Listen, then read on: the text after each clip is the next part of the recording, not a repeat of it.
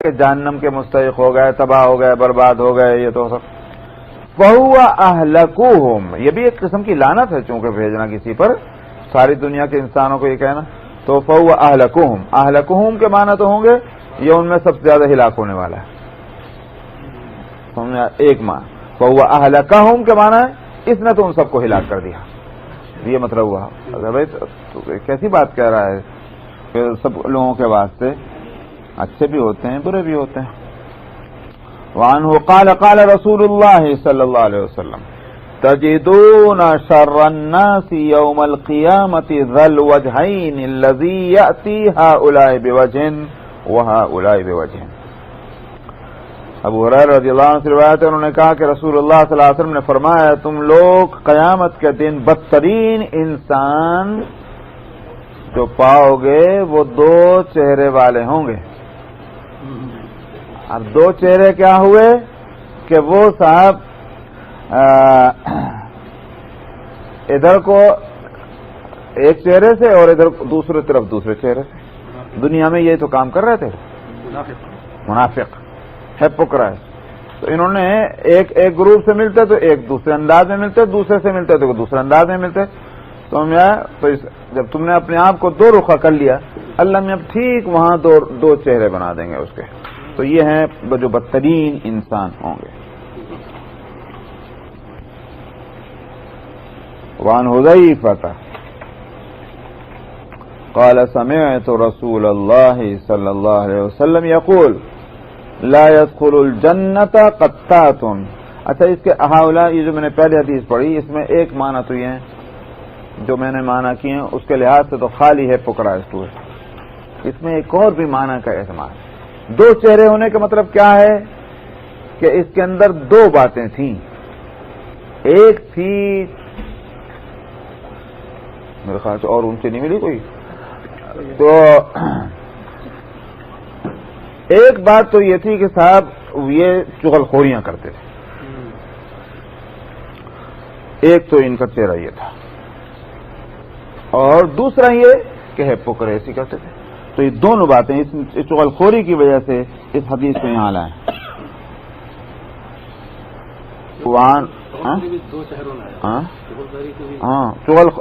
ایک چغل خوریاں کر رہے ہیں یہاں سے وہاں پہنچا رہے ہیں یہ، اور دوسرے ہیپوکریسی بھی ہے۔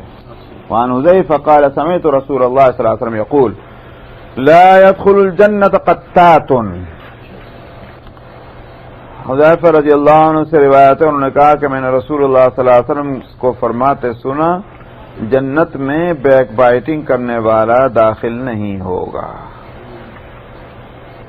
تو نہیں داخل ہونے کا مطلب کیا ہوا کہ جس طرح سے آدمی اپنے اعمال اور اپنے ایمان کی وجہ سے سیدھا جنت میں چلا جائے، اگر یہ غیبتیں اور بیک بائٹنگ کرتا رہا ہے اس کو روکا جائے گا جب تک کہ اس کا حساب و کتاب نہ ہو جائے۔ ایمان اگر ہے تو اس کو سیدھا جانا چاہیے تھا مگر روک دیا گیا، تو اب کتنے دن روکے رہے ہیں؟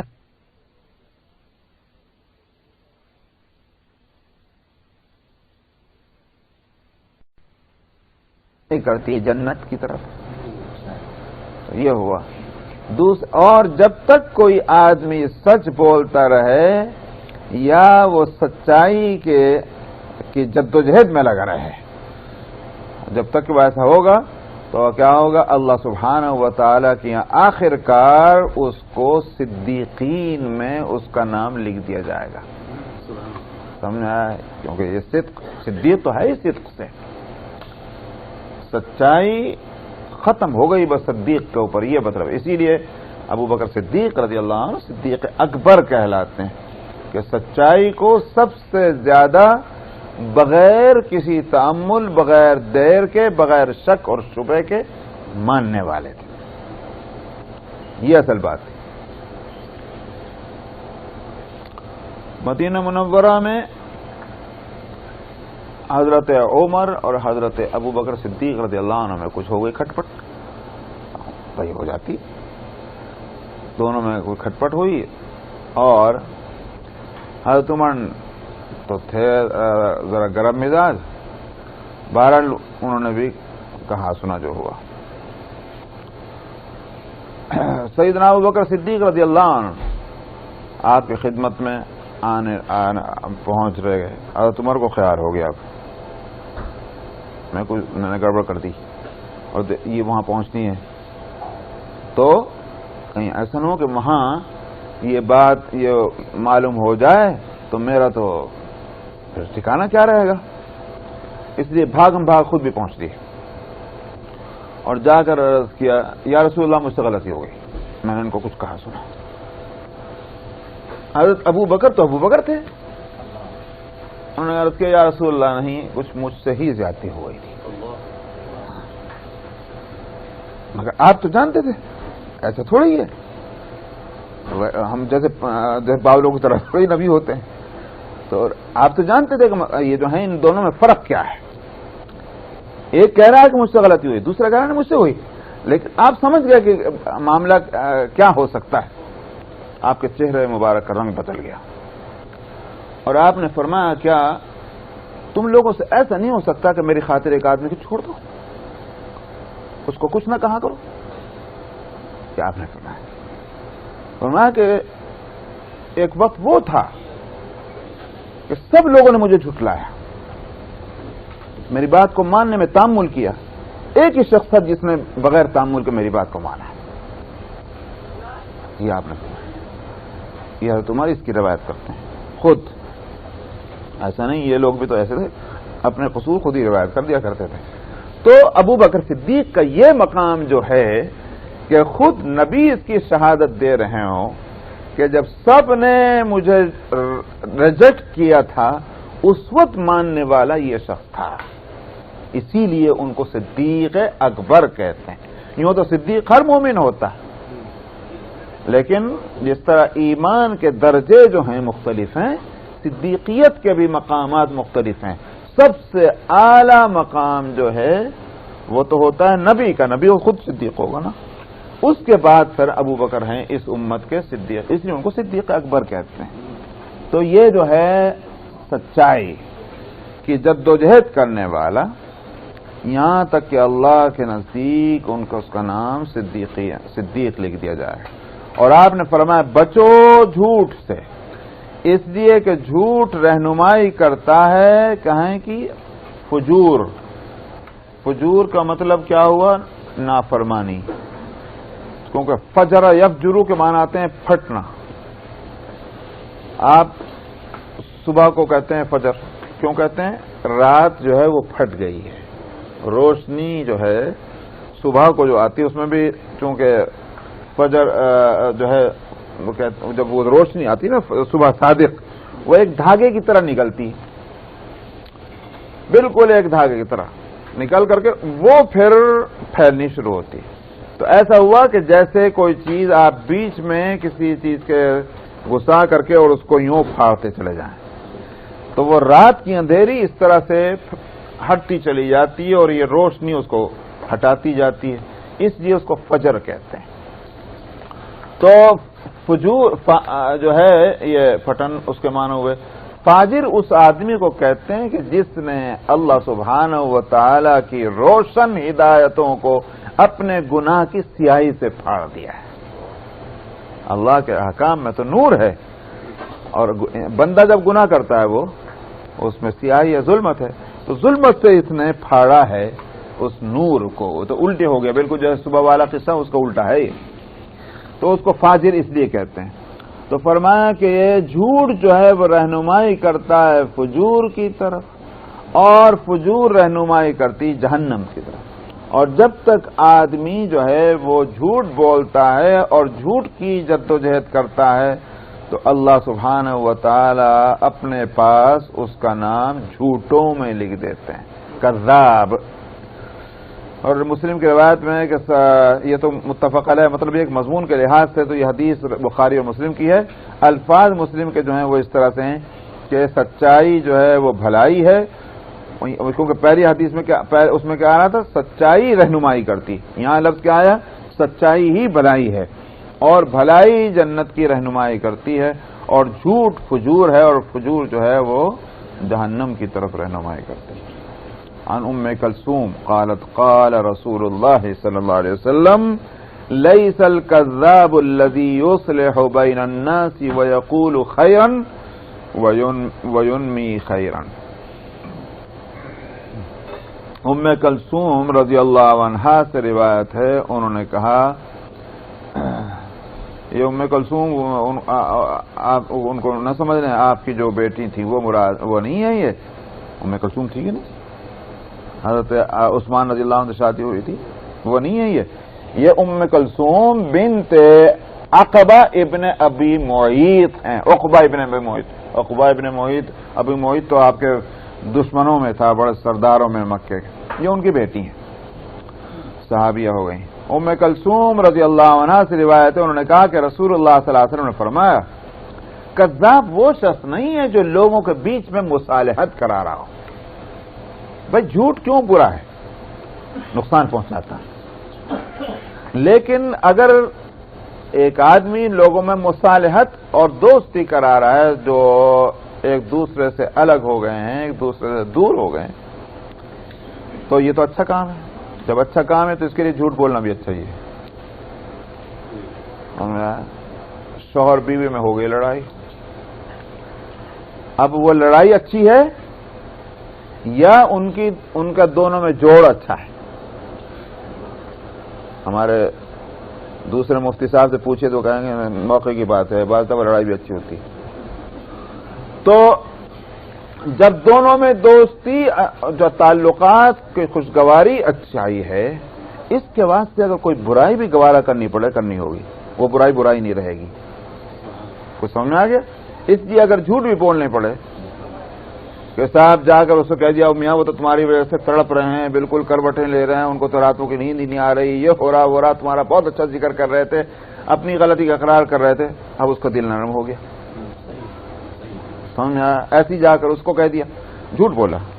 اب اس کی وجہ سے دونوں میں تعلقات ہو گئے تو اچھا ہی حاصل ہوئی. یہ جھوٹا نہیں ہے کیونکہ اس نے اچھا کام کیا ہے. اس کے ذریعے سے سچائی سے یہاں بات نہیں بن رہی تھی، دونوں نے گڑبڑ کی تھی، اس واسطے اب تھوڑا جھوٹ بول کر دونوں کو نرم کر لو.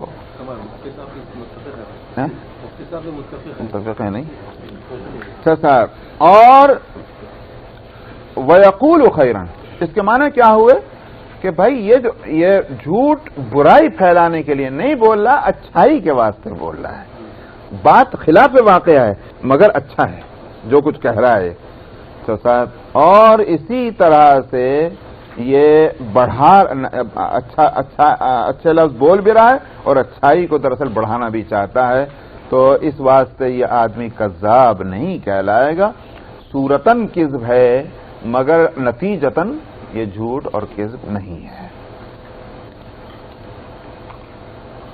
وعن المقداد ابن الاسود قال قال رسول اللہ صلی اللہ علیہ وسلم اذا رأيتم المداحین فاحصوا في وجوههم التراب.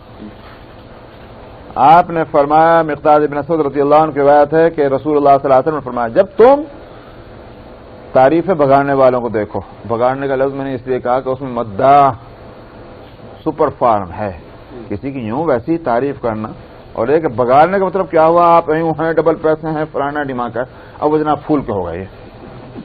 وہ جب پھول کے یوں ہو گئے وہ تو خود ہی تم نے اس کو زمین میں دفن کر دیا. اس لیے اس کی سزا کیا رکھی؟ فرمایا ایسے آدمی کو منہ پہ تم مٹی پھینک دو.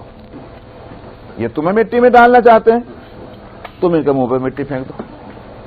یہ مطلب اس سے یہ ہے، بعض نے کہا حقیقتاً یہی کرو، بعض نے کہا اس سے برائی بتلانی مقصود ہے کہ یہ آدمی جو ہے بری حرکت کر رہا ہے. کسی انسان کو جو ہے وہ اپنے آپ میں نہیں رہنا دینا چاہتا، وہ تو سمجھ جائے گا مطلب پتہ نہیں میں تو کیا چیز ہو گیا ہوں، تو یہ غلط ہوا. اس لیے ایسا نہیں ہونا چاہیے. کسی کی تعریف کرنی ہے سامنے نہیں، پیٹھ پیچھے تعریف کرو جتنی کرنی ہے. وعن ابی بکرۃ قال اثنى رجل على رجل عند النبي صلی اللہ علیہ وسلم فقال ويلك قطعت عنق اخيك ثلاثا من كان منكم مادحا لا محالة فليقل احسب فلانا والله حسيبه ان كان يرى انه كذلك ولا يزكي على الله احدا. ابو بکر رضی اللہ عنہ سے روایت ہے کہ انہوں نے کہا کہ ایک شخص نے نبی کریم صلی اللہ علیہ وسلم کے سامنے ایک شخص کی تعریف کی. صاحب وہ تو بہت اچھا آدمی، صاحب یہ آدمی تو بہت ہی عمدہ ہے. یہ آپ نے فرمایا تیرا بھلا ہو، تو نے تو اپنے بھائی کی گردن ہی کاٹ ڈالی. 3 مرتبہ آپ نے فرمایا. اور اس کے بعد آپ نے فرمایا کہ ایک تو یہ کہ مطلب یہ سامنے تعریف نہیں ہونی چاہیے، دوسری بات یہ کہ تعریف کا یہ انداز بھی غلط ہے کہ پورے یقین کے ساتھ تم کہہ رہے ہو صاحب یہ بالکل بہت عمدہ آدمی ہیں، بڑے ویسے ہیں یہ.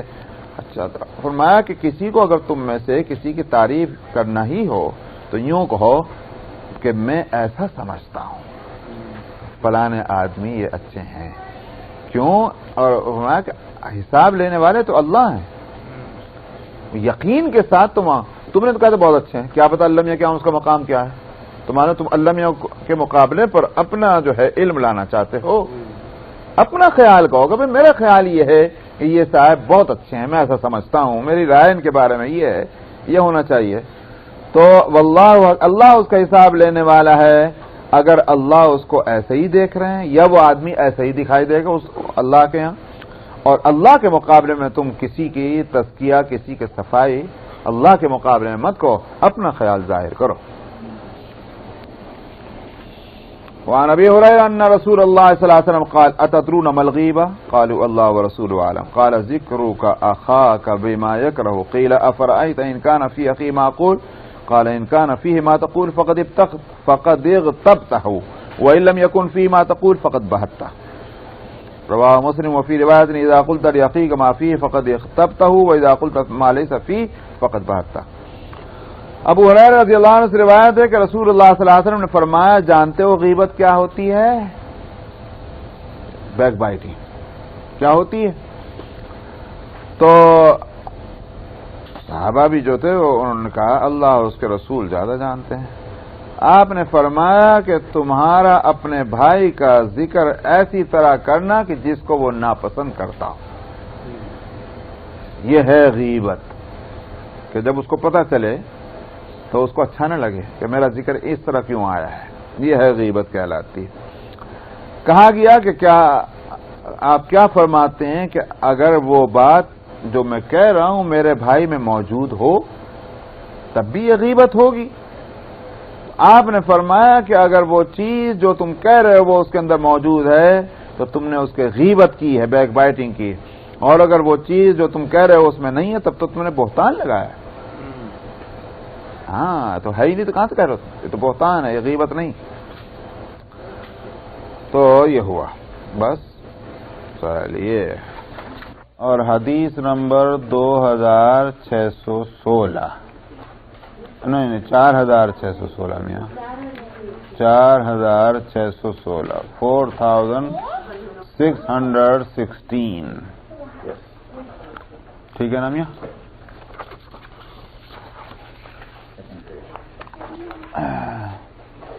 بسم اللہ الرحمن الرحیم.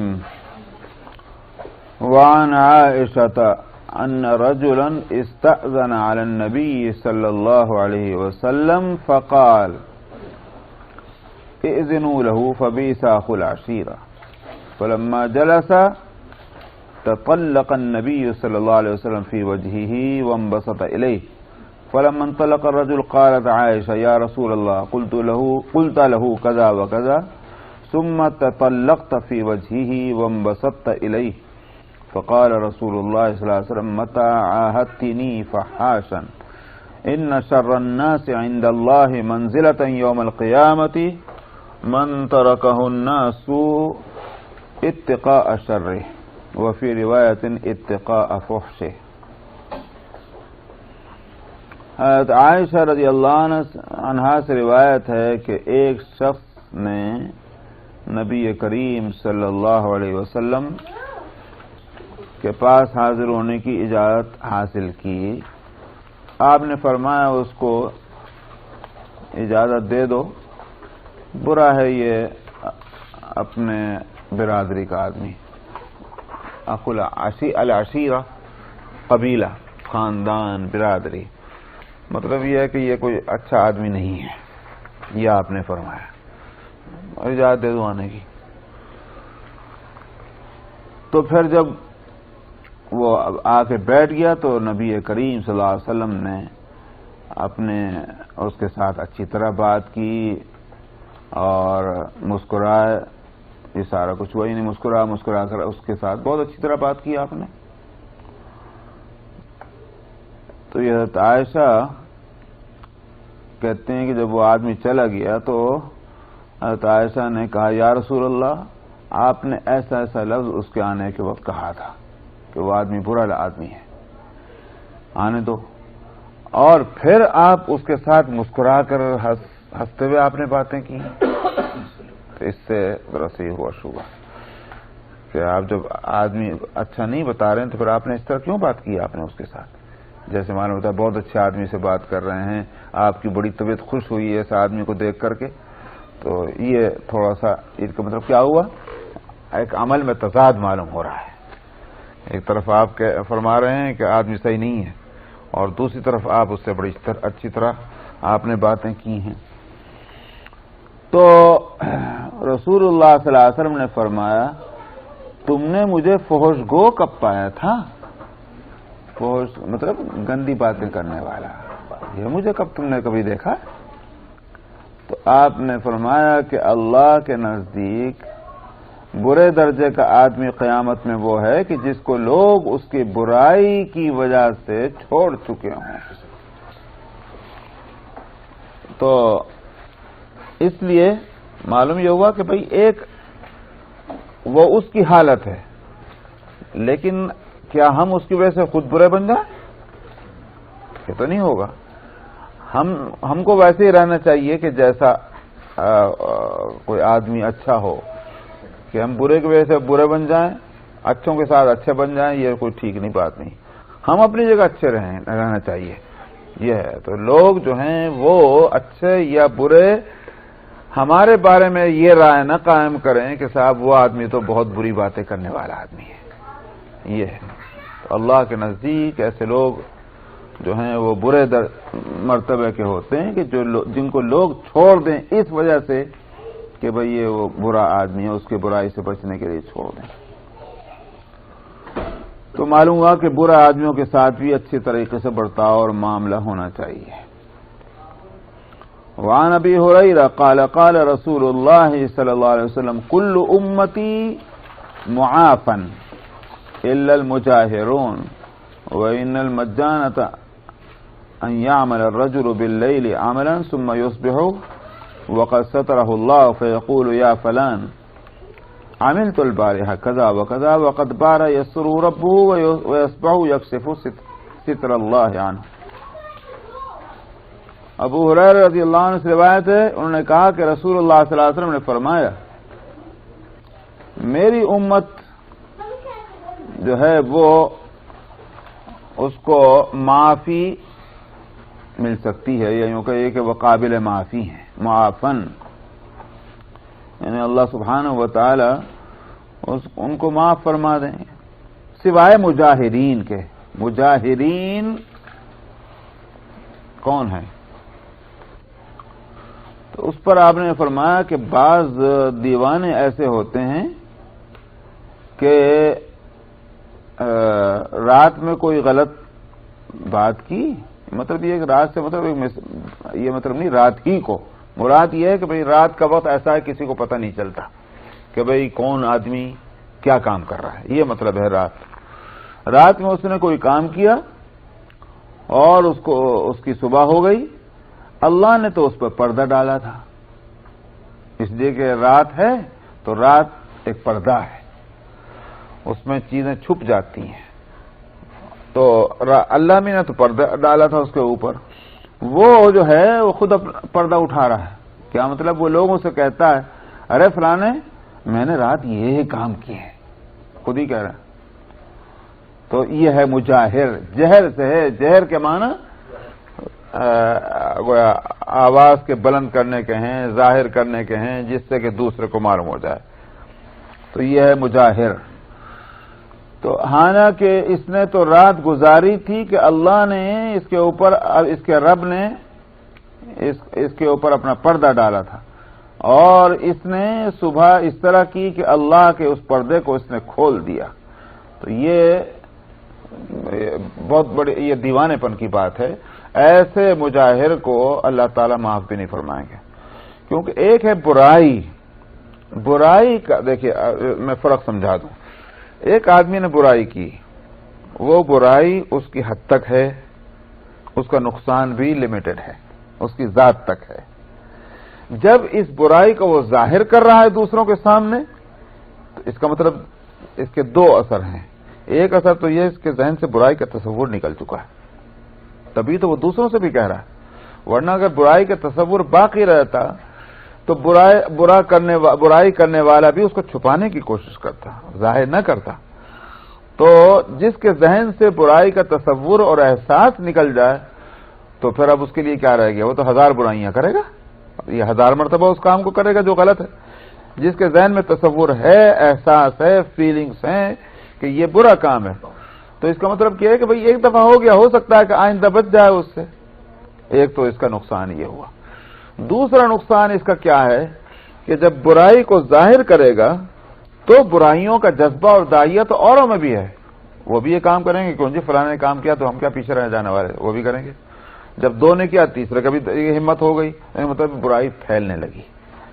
تو برائی کو کرنا اپنی جگہ برا ہے، بندے اور خدا کے بیچ کا ایک معاملہ ہے. تو اس برائی کو پھیلانے کا کام دوسرا جو بہت بڑی برائی وہ کیوں کر رہا ہے؟ اس سے تو نظام جو ہے زمین کا وہ متاثر ہو جائے گا. اسی واسطے قرآن شریف میں سورہ نور میں فرمایا ان الذین یحبون ان تشیع الفاحشۃ فی الذین آمنوا لہم عذاب علیم فی الدنیا والآخرہ. فرمایا کہ جو لوگ اس بات کو پسند کرتے ہیں کہ ایمان والوں میں بے حیائی پھیلے تو ان کے واسطے دنیا اور آخرت میں جو ہے دردناک عذاب ہے، دنیا میں بھی اور آخرت میں بھی. تو اسی واسطے کہ بھئی برائی اپنی جگہ برائی تھی، مگر اگر لمیٹڈ ہے اس کو تم پھیلا کیوں رہا، دوسروں کو اس میں تم انوالو کرتے ہو. یہی صورت یہاں ہوئی. فرمایا کہ ایسے لوگ جو ہیں ان کی تو معافی نہیں ہوگی، باقی غلطیاں ہوتی ہیں، اللہ تعالیٰ معاف فرمانے والے ہیں. الفصل الثانی عن انس قال قال رسول اللہ صلی اللہ علیہ وسلم من ترک الكذب وهو باطل بني له في ربض الجنة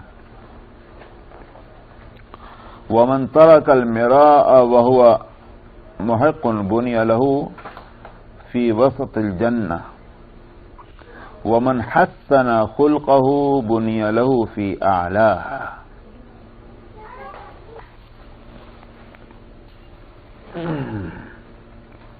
صاحب نبی حضرت انس رضی اللہ عنہ سے روایت ہے کہ انہوں نے کہا کہ رسول اللہ صلی اللہ علیہ وسلم نے فرمایا کہ جس نے جھوٹ چھوڑا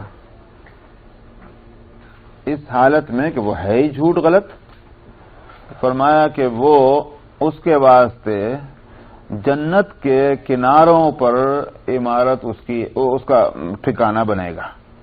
ربض الجنہ کا مطلب یہی ہے. اور جس نے جھگڑے کو چھوڑا، جھگڑا آپس میں جھگڑا جدال کرنا، اس حالت میں کہ یہ چیز بڑی تباہ کرنے والی ہے جھگڑے کرنا آپس میں، فرمایا کہ اس کے واسطے جنت کے بیچ میں اس کا ٹھکانہ بنایا جائے گا. اور جس نے اپنے اخلاق کو اچھا کر لیا، تو اچھے اخلاق کے معنی یہی ہوا ہے کہ بھئی ہر ایک کے ساتھ اچھی طرح پیش آ رہا ہے. فرمایا اس کے واسطے تو اعلیٰ درجہ جو ہے جنتوں کا، وہاں اس کا ٹھکانہ بنے گا. تو یہ اچھے اخلاق کی تعریف اس سے ہوئی. وعن ابی ہریرہ قال قال رسول اللہ صلی اللہ علیہ وسلم اتدرون ما اکثر ما يدخل الناس الجنہ تقوى اللہ وحسن الخلق اتدرون ما اکثر ما يدخل الناس النار الاجوفان الفم والفرج. ابو ہریرہ رضی اللہ عنہ سے روایت ہے، انہوں نے کہا کہ رسول اللہ صلی اللہ علیہ وسلم نے فرمایا کیا تم جانتے ہو کہ جنت میں لوگوں کو سب سے زیادہ داخل کرنے والی کیا چیز ہوگی؟ تو پھر خود ہی آپ نے فرمایا ایک تو تقوی اللہ سے، اور دوسرا حسن خلق، اچھا اخلاق، اچھے مینر جو ہیں، یہ دو چیزیں سب سے زیادہ لوگوں کو جنت میں لے جانے والی ہوں گی. پھر فرمایا کہ جانتے ہو کہ سب سے زیادہ لوگوں کو جہنم میں لے جانے والی چیز کیا ہوگی؟ آپ نے فرمایا کہ یہ دو چیزیں ہیں، ایک منہ اور ایک شرمگاہ. یہ دو چیزوں کے فتنے جو ہیں یہ آدمی کو جہنم کا مستحق بھی بناتی ہیں اور ان میں زیادہ لوگ مبتلا بھی ہیں. لہذا ان دو باتوں کی وجہ سے زیادہ تر لوگ جہنم میں جائیں گے. آگے آ رہی ایک حدیث وہاں بتاؤں گا. اچھا صاحب، وعن بلال بن الحارث قال قال رسول الله صلى الله عليه وسلم ان الرجل لا يتكلم بالكلمة من الخير ما يعلم مبلغها يكتب الله له بها رضوانه الى يوم يلقاه وان الرجل لا يتكلم بالكلمة من الشر ما يعلم مبلغها يكتب الله بها عليه سخطه الى يوم يلقاه. بلال ابن الحارث سے روایت ہے، انہوں نے کہا کہ رسول اللہ صلی اللہ علیہ وسلم نے فرمایا آدمی کوئی کلمہ خیر کا کہتا ہے، اسے نہیں پتا کہ بھئی اس کے نتیجے کیا نکلیں. بات اچھی اس نے کہی، اس کی امپورٹنس، اس کی اہمیت، اس کے فائدے وہ نہیں جانتا. لیکن اللہ نے اس ایک بات کی وجہ سے اس کے لیے قیامت تک کے لیے اپنی خوشنودی اس کے لیے لکھ دی. اچھا کلمہ ہے. آدمی نے تو یہ سوچا بھی نہیں تھا کہ میں کون سی اتنی بڑی بات کہہ رہا ہوں، مگر اللہ تو قدردان ہے، سو حقیقتوں سے واقف ہیں. یہ نہیں دیکھیں گے کہ بندے کو بھی پتا تھا کہ نہیں تھا، چلو میں نہیں پتا چھوڑ دو اس کو، ایسا نہیں. اس واسطے انسان کو ہر دم یہ کوشش کرنی چاہیے کہ اچھے الفاظ منہ سے نکالیں. اور فرمایا کہ آدمی کوئی برا کلمہ منہ سے نکالتا ہے، اس کو نہیں پتا کہ اس کا انجام کیا ہوگا، لیکن اللہ جو ہے اس کلمے کی وجہ سے، اس بات کی وجہ سے اپنے غصے کو قیامت تک اس کے لیے مقرر فرما دیتے ہیں، اس سے ناراض ہوتے ہیں. تو اچھے الفاظ ہونے چاہیے. حیدرآباد میں ایک بزرگ تھے، سکندر آباد کی جامع مسجد کے خطیب تھے، مولانا محمد علی رحمۃ اللہ علیہ. وہ میرا خیال یہ ہے کہ کہیں تقریباً 50 تک رہے ہوں گے، اس لیے کہ ان کے بعد وہاں کے خطیب جو ہوئے تھے وہ ہوئے تھے مولانا، کیا نام تھا ان کا، حامد صدیقی صاحب. وہ تو اب ہم نے بھی ان کو دیکھا وہاں خطبہ دیتے ایک دفعہ. تو ان سے پہلے تھے وہ مولانا محمد علی. میں نے سنا ان کا ریکارڈ، میں نے سنا حضرت مولانا طیب صاحب رحمۃ اللہ علیہ جب گئے ہوں گے حیدرآباد، سکندر آباد میں جہاں بھی، تو ان کا نام تھا طیب. طیب مانا پاکیزہ، اچھا. تو وہ مولانا محمد علی صاحب ان کے ساتھی تھے. مولانا طیب صاحب کے تو بہت پرانے لوگوں میں ہوئے نا. تو انہوں نے ان کا جیسا ہوتا ہے کہ بھئی انٹروڈکشن کرایا جائے مہمان کا، تقریر کرنے والے کا، تو انہوں نے تعارف کرایا اور وہی میں نے سنا ہے کہ ریکارڈ میں بہت پسند آیا، اس سے ان کی قابلیت بھی معلوم ہوئی. تو انہوں نے کہا کہ بھئی یہ حضرت مولانا جو تشریف لائے ہیں مولانا طیب صاحب، ان کا نام طیب ہے اور ان کی ذات بھی طیب ہے. یہ انہوں نے کہا. اور چونکہ مجھے اس لیے نقل کر رہا ہوں میں کہ بھئی ہمارا تو وقت گزرا ہے، حضرت مولانا طیب صاحب رحمۃ اللہ علیہ کو خوب دیکھا، اس لیے واقعی ایک چیز ان کی صحیح معلوم ہوئی مولانا محمد علی صاحب کی رحمۃ اللہ علیہ. انہوں نے کہا کہ بھئی یہ اسم با مسمہ ہیں، ان کا نام بھی طیب اور ان کے کام بھی، سارے کام. انہوں نے کہا کہ ان کا منہ طیب ہے اس لیے کہ ان کے منہ سے ہم نے کبھی کوئی لفظ اچھائی کے سوا نہیں سنا، اور ان کا زندگی کا ایک بڑا حصہ اللہ اور اس کے رسول کے پیغام پہنچانے میں اور حکمت شریعہ کے بیان کرنے میں، وعظ اور نصیحت میں گزرا ہے. تو زبان طیب ہے، ان کی آنکھ طیب ہے کہ دن رات مطالعہ کرنے میں، کتابوں کے لکھنے میں، مضامین کے لکھنے میں، خیر کی باتیں لکھنے میں، اسی میں ان کی آنکھیں زیادہ استعمال ہوتی ہیں، تو آنکھیں طیب ہیں. ان کے کان طیب ہیں اس لیے کہ لوگوں کی برائیاں سننے کو تیار نہیں، اچھائیاں ہی سنتے ہیں، وغیرہ وغیرہ. اس سے واقعی ہم نے اسی طرح دیکھا ان حضرات کو کہ ان کے سارے اوقات کس طرح سے ان اچھائیوں میں گزرتے تھے کیا ان کا مقام ہوگا اللہ کے یہاں. وعن بعض ابن حکیم عن ابی عن جدی قال قال رسول اللہ صلی اللہ علیہ وسلم ویل لمن یحدث فیکذب لیضحک به القوم ویل له. بعض ابن حکیم اپنے والد حکیم سے اور اپنے دادا سے اور اپنے والد سے روایت کرتے ہیں، انہوں نے کہا کہ رسول اللہ صلی اللہ علیہ وسلم نے فرمایا تباہی اس آدمی کے لیے جو بات کرے اور جھوٹ بولے تاکہ لوگ اس کی وجہ سے ہنسیں. میں لوگوں کو ہنسانے کے لیے جھوٹ بول رہا ہے، یہ اس کے واسطے آپ نے فرمایا وہ تباہ ہو جائے. اور پھر 2 مرتبہ پھر فرمایا تباہی ہو اس کی، تباہی ہو اس کی. معلوم ہوا کہ محض لوگوں کے ہنسانے کے واسطے جھوٹ بولنا اور جھوٹی باتیں کہنا، اس کے لیے بہت آپ نے یہ لفظ سخت استعمال فرمایا. وعن ابي هريره قال قال رسول الله صلى الله عليه وسلم ان العبد لا يقول الكلمه لا يقولها الا ليضحك به الناس يهوي بها ابعد مما بين السماء والارض وانه لا يزل عن لسانه اشد مما يزل عن قدمه. ابو ہریرہ سے رضی اللہ عنہ سے روایت ہے، انہوں نے کہا کہ رسول اللہ صلی اللہ علیہ وسلم نے فرمایا کوئی بندہ جب کوئی ایسی بات کہتا ہے تاکہ لوگ اس کی وجہ سے ہنس پڑیں یا لوگوں کو اس کے ذریعے سے وہ ہنسائے، فرمایا جہنم میں وہ اتنا گہرائی تک گرے گا جتنا آسمان اور زمین کے درمیان کی دوری ہے اس سے زیادہ گہرائی میں جائے گا. اور یہ اپنی زبان سے جو یہ یوں کہیے کہ زبان کے ذریعے سے جس طرح یہ بھٹکا یا اس نے غلطی کی ہے، یہ قدموں کی لغزش جو ہے اس سے زیادہ سخت ہے. کیونکہ قدموں کی لغزش اس کا کیا ایک محاورہ ہے، یہ بھی اس کا وہ آدمی اپنی جگہ نہیں ہے، اس کے قدم لوڑ کھڑا گئے، مطلب صحیح راستے پر نہیں ہے، یہ جب بولتے ہیں. فرمایا کہ اس کا قدم کا لوڑ کھڑانا جو ہے اس سے سخت اس کی زبان کا لوڑ کھڑانا ہے کہ جس نے یہ ایسی باتیں ایسا کام کہ بات وہی ہے، قدم اس کا جو ہے اپنی جگہ پر صحیح نہیں ہے، اس کا نقصان خود اپنی ذات کو ہے، لیکن یہ منہ سے الفاظ جو نکال رہا ہے جھوٹے تو اس کے اثرات تو دوسروں تک بہت دور تک پہنچتے ہیں. وعن عبد الله بن عمرو قال قال رسول الله صلی اللہ علیہ وسلم من صمت نجا. عبداللہ بن عمرو بن العاص رضی اللہ عنہ سے روایت ہے، انہوں نے کہا کہ رسول اللہ صلی اللہ علیہ وسلم نے فرمایا جس نے سکوت اختیار کیا، یعنی برے الفاظ وہ بولتے نہیں، مطلب نہیں گونگا بن گیا، مطلب یہ کہ زیادہ وقت اپنے خاموشی میں گزارتا ہے اور برائیوں سے اپنے آپ کو بچاتا ہے، فرمایا اس نے نجات حاصل کر لی. تو معلوم ہوا کہ بولنے میں خیر نہیں ہے، خاموش رہنے میں جو ہے، چپ رہنے میں اسی میں خیر ہے. اسی لیے بزرگوں کے ہاں جو ہے اس کی محنت کرائی جاتی ہے، قلت کلام، کم بولیں.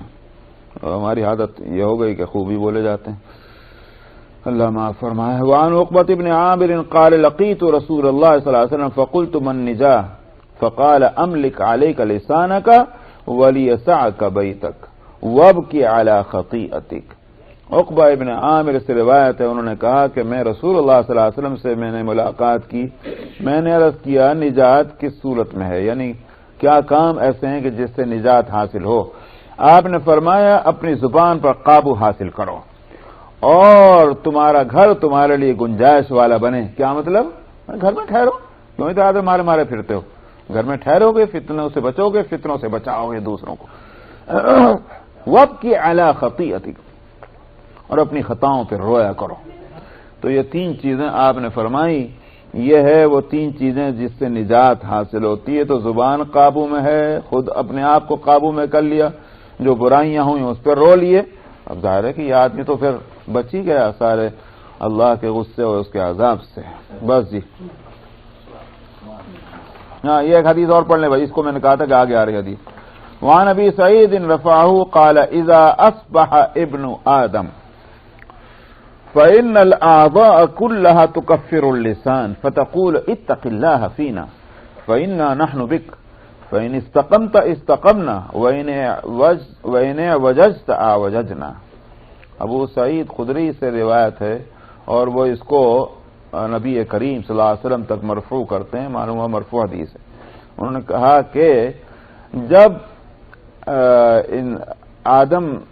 بنی آدم کا مطلب انسان صبح کرتا ہے تو یعنی دن اس کا شروع ہوتا ہے، تو اس کے بدن کے سارے اعضاء جو ہیں وہ زبان کے خوشامد کرتے ہیں، یعنی زبان ایک طرح کا یہ ایک حالت ہے، خوشامد کرتے ہیں زبان کی، اور وہ سارے اعضاء کہتے ہیں تو ہمارے معاملے میں اللہ سے ڈرتے رہنا، مطلب احتیاط کرے زبان، کیونکہ ہم تیرے وجہ سے ہی ہم پر جو کچھ گزرنی، تو صحیح رہی ہم بھی صحیح، تو اگر ٹیڑھی ہو گئی تو ہم بھی ٹیڑھے ہو جائیں گے، کیونکہ زبان جو ہے جب بولتی ہے تو پھر اگر فتنے اٹھا دے تو پھر کسی کا کہیں سر پھوٹ رہا تو کہیں ہاتھ ٹوٹ رہا تو کہیں ٹانگ ٹوٹ رہی، تو اس واسطے یہ زبان جو ہے اس کی وجہ سے اچھائیاں بھی ملتی ہیں، اسی کی وجہ سے برائیاں ملتی ہیں، تو ایک حالت بتلا دی زبان کہ یہ زبان کے فتنے سے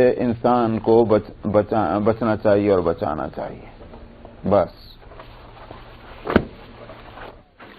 244 244 اور حدیث نمبر 4626 4626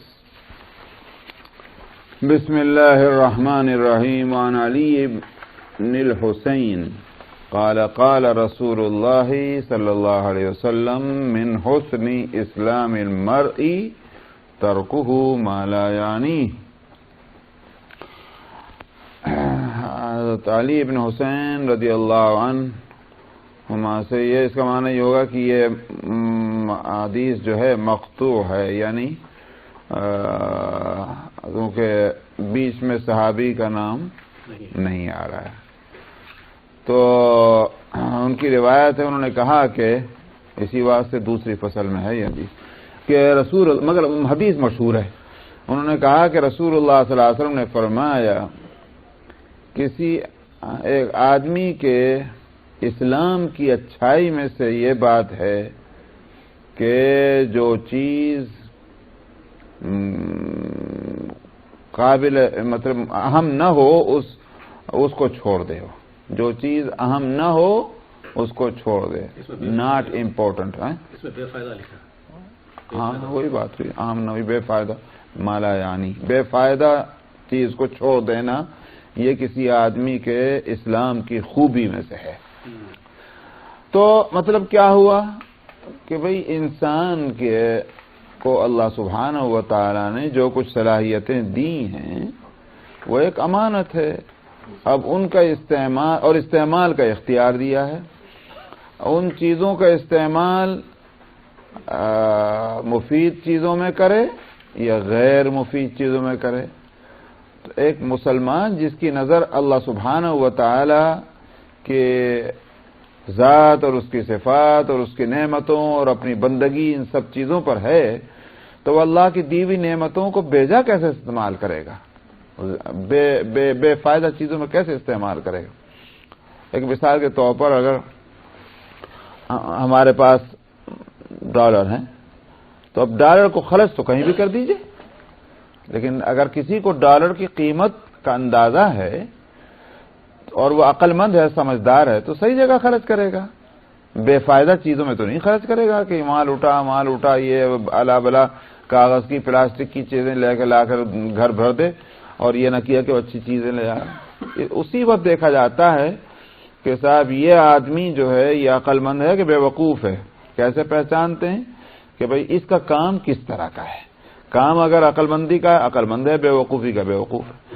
تو یہ ایک مسلمان جو ہے وہ کیا بے وقوف اس کو ہونا چاہیے یا عقل مند ہونا چاہیے؟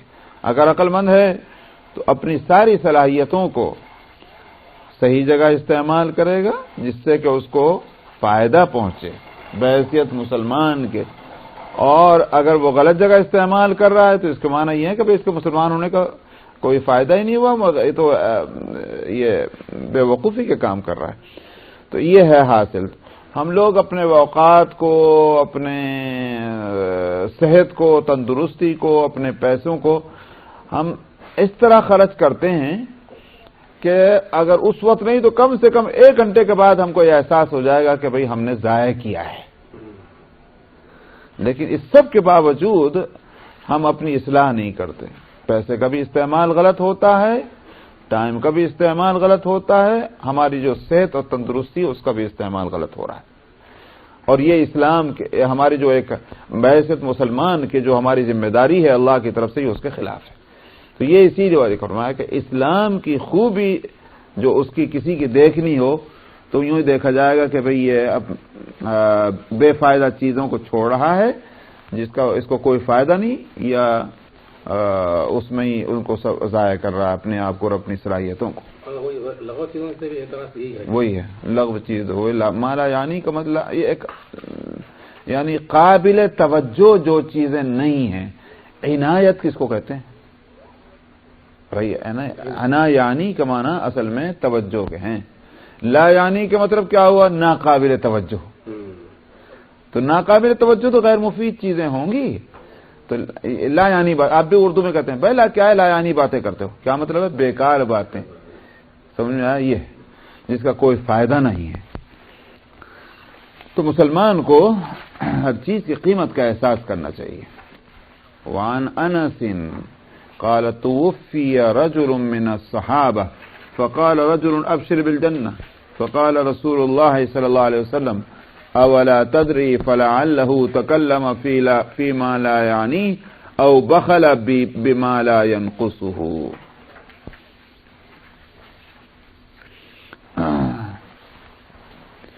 حضرت انس رضی اللہ عنہ سے روایت ہے, انہوں نے کہا کہ صحابہ میں سے ایک شخص کی وفات ہوئی تو ایک آدمی نے, جیسے ہوا کرتا ہے کہ بھئی چلو میاں جنت میں جا رہے ہو, ایسی بات ہوئی, ابشر بالجنت, خوشخبری لو میاں جنت کی.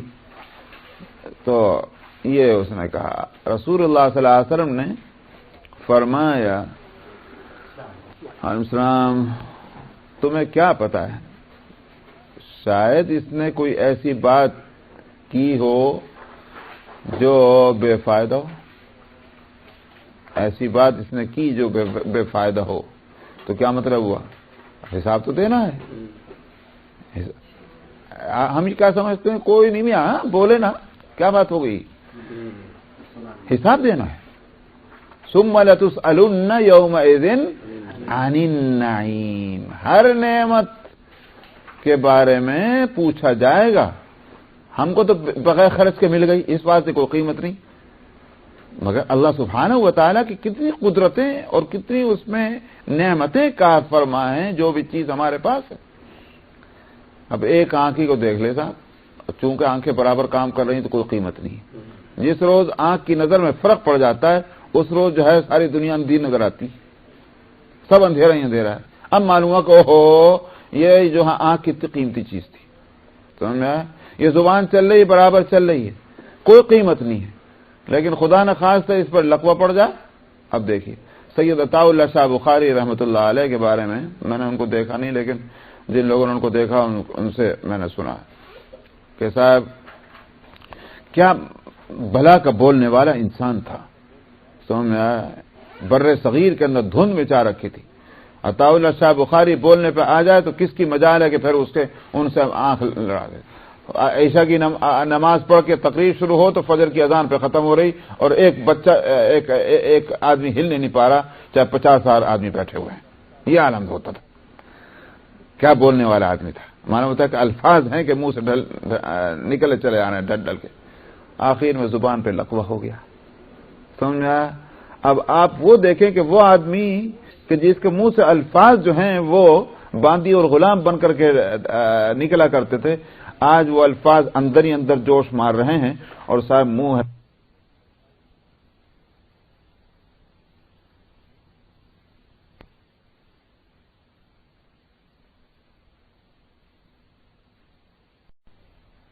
لیکن منہ اپنا اس وقت کام نہیں کر رہا ہے. اللہ کی نعمتوں کا اندازہ انسان نہیں کرتا, وہ اس لیے کہ وہ صرف بغیر ٹیکس دیے کہ اس کو استعمال کر رہا ہے. تو اس لیے حدیث میں بھی تو آتا ہے کہ مال کے بارے میں 2 سوال کیے جائیں گے, کہاں سے کمایا اور کہاں خرچ کیا, ہے کہ نہیں؟ من این اکتسبہ و این انفقہ, یہ 2 سوال ہوں گے. تو معلوم آپ کہے بھائی کیوں صاحب اللہ میاں آپ کیوں پوچھ رہے ہیں کہاں سے میں نے کمایا؟ میں نے اپنی محنت سے کمایا نا، آپ کہیں کو پوچھ رہے ہیں؟ اچھا تمہارے ہاتھ پاؤں جو ہلے تھے جلے تھے، یہ تمہاری آنکھیں، تمہارا دماغ، تمہارا دل، یہ سب نے جو کچھ کیا تھا وہ کہاں سے رہا تھا جس سے یہ مال کمایا؟ تو یہ ساری چیزیں اللہ کی نعمتیں ہیں. اسی کو یہاں فرماتے ہیں کہ صاحب تم کو کیا پتا ہے کہ شاید اس نے ایک بے فائدہ چیز میں کوئی بات، بے فائدہ چیز میں کلام کیا ہو، یا اس چیز میں بخل کیا ہو جو اس کو نقصان نہ پہنچا رہا ہو، اس میں بخل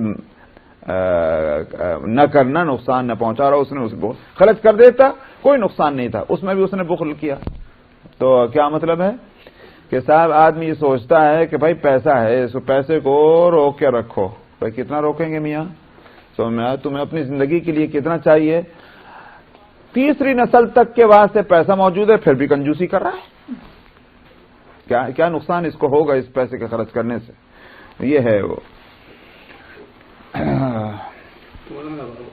کسی کے ہم جاتے ہیں، کسی کا انتقال ہوتا ہے، خدا ان کو جنت نصیب کرے.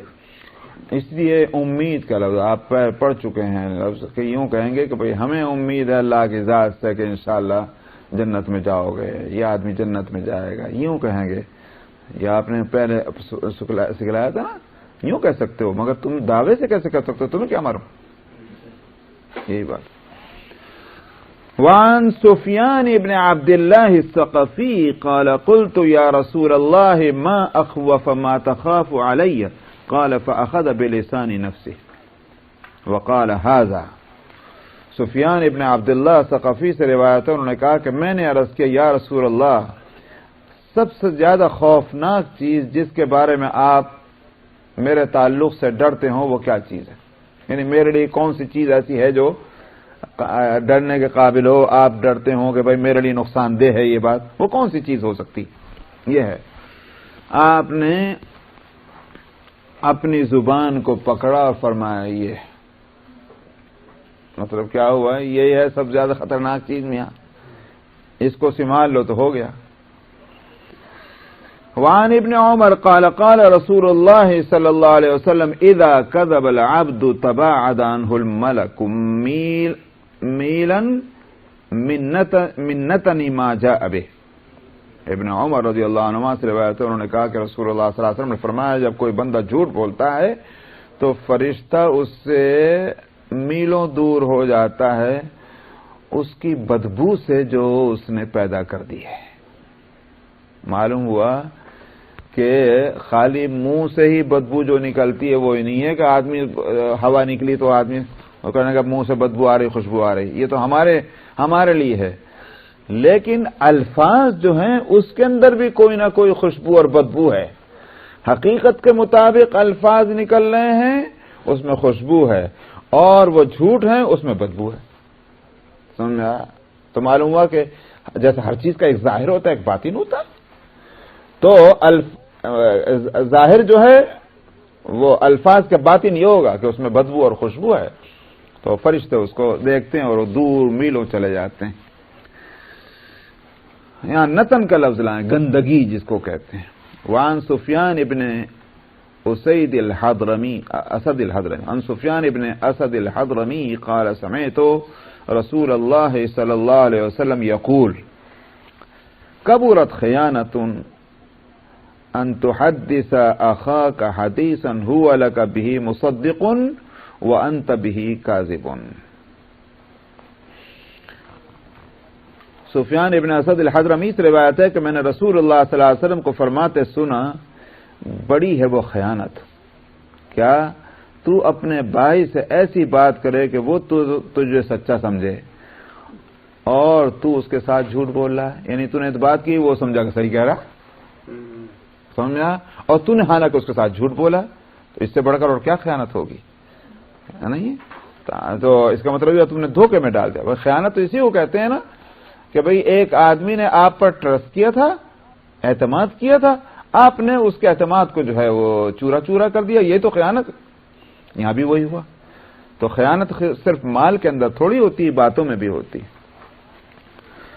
بلکہ حقیقت اس لحاظ سے اس کو کبورت خیانتاً فرمایا، عام طور پر مال کے معاملے میں آدمی خود ہی احتیاط کرتا ہے، سمجھتا ہے کہ بھائی ٹھیک ہے، لالچ ہوتا ہے طبیعت میں، مال کہیں اصل میں گڑبڑ ہو جائے، 1000 مرتبہ سوچ کے کسی کے پاس امانت رکھتا ہے، لیکن باتوں کے تعلق سے تو آدمی اتنا کیئرفل نہیں ہوتا، تو اس لیے کوئی آدمی بات کر رہا ہے ٹھیک ہے کہہ رہا ہوگا، حالانکہ وہ دھوکہ ہو گیا، اس لیے اس کو بڑی خیانت فرمایا۔ وعن عمار قال قال رسول اللہ صلی اللہ علیہ وسلم من كان ذا وجهين في الدنيا كان له يوم القيامة لسان من نار۔ عمار ابن یاسر رضی اللہ عنہما سے روایت ہے، انہوں نے کہا کہ رسول اللہ صلی اللہ علیہ وسلم نے فرمایا دنیا میں جو 2 چہروں والا ہوگا قیامت میں اس کی زبان آگ کی ہو جائے گی۔ 2 چہروں والا کیا مطلب بھائی؟ ہیپوکرائٹ، سمجھا؟ دکھاتا کچھ ہے کرتا کچھ ہے، یہ ہے 2 چہروں والا۔ تو ایک چہرہ اس کا اپنا اصلی چہرہ ہے اور ایک دکھا رہا ہے، تو یہ 2 چہرے اس کے ہوئے، تو اس لیے اس کو 2 چہروں والا فرمایا۔ دنیا میں جو 2 چہروں والا ہوگا قیامت میں اس کو آگ کی زبان ملے گی۔ 2 زبان جی 2 زبان ہے، آگ کی 2 زبان، لسانین ہے کیا؟ یہ لسانین لسانین تو نہیں ہے مگر ترجمہ میں کیا ہے؟ لسانانی ہے، ہاں تو اس میں ہماری کتاب میں اس کو اصل میں تلاش کرنا پڑے گا۔ ہاں دارمی کی روایت ہے، مسند دارمی، آگ کی 2 زبان ہے، نہیں ہونا بھی وہی چاہیے تھا مگر یہاں ہماری کتاب میں نہیں ہے، لسان من نارن ہے، ٹھیک ہے بس وہی صحیح ہے جی، لسانانی ہوگا۔ بات بھی سمجھ میں آ رہی کہ قیامت میں اس کی آگ کی 2 زبانیں ہوں گی، ہاں یہ صحیح ہے، اس میں غلط ہو گیا۔ اچھا لائیے لسانانی،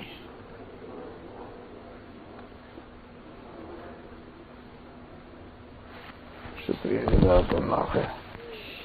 وعن ابن مسعود قال قال رسول اللہ صلی اللہ علیہ وسلم ليس المؤمن بالطعان ولا باللعان ولا الفاحش ولا البذي۔ ابن مسعود عبداللہ ابن مسعود رضی اللہ عنہ سے روایت ہے، انہوں نے کہا کہ رسول اللہ صلی اللہ علیہ وسلم نے فرمایا ایک مومن نہ تو طعان ہوگا یعنی تانے دینے والا،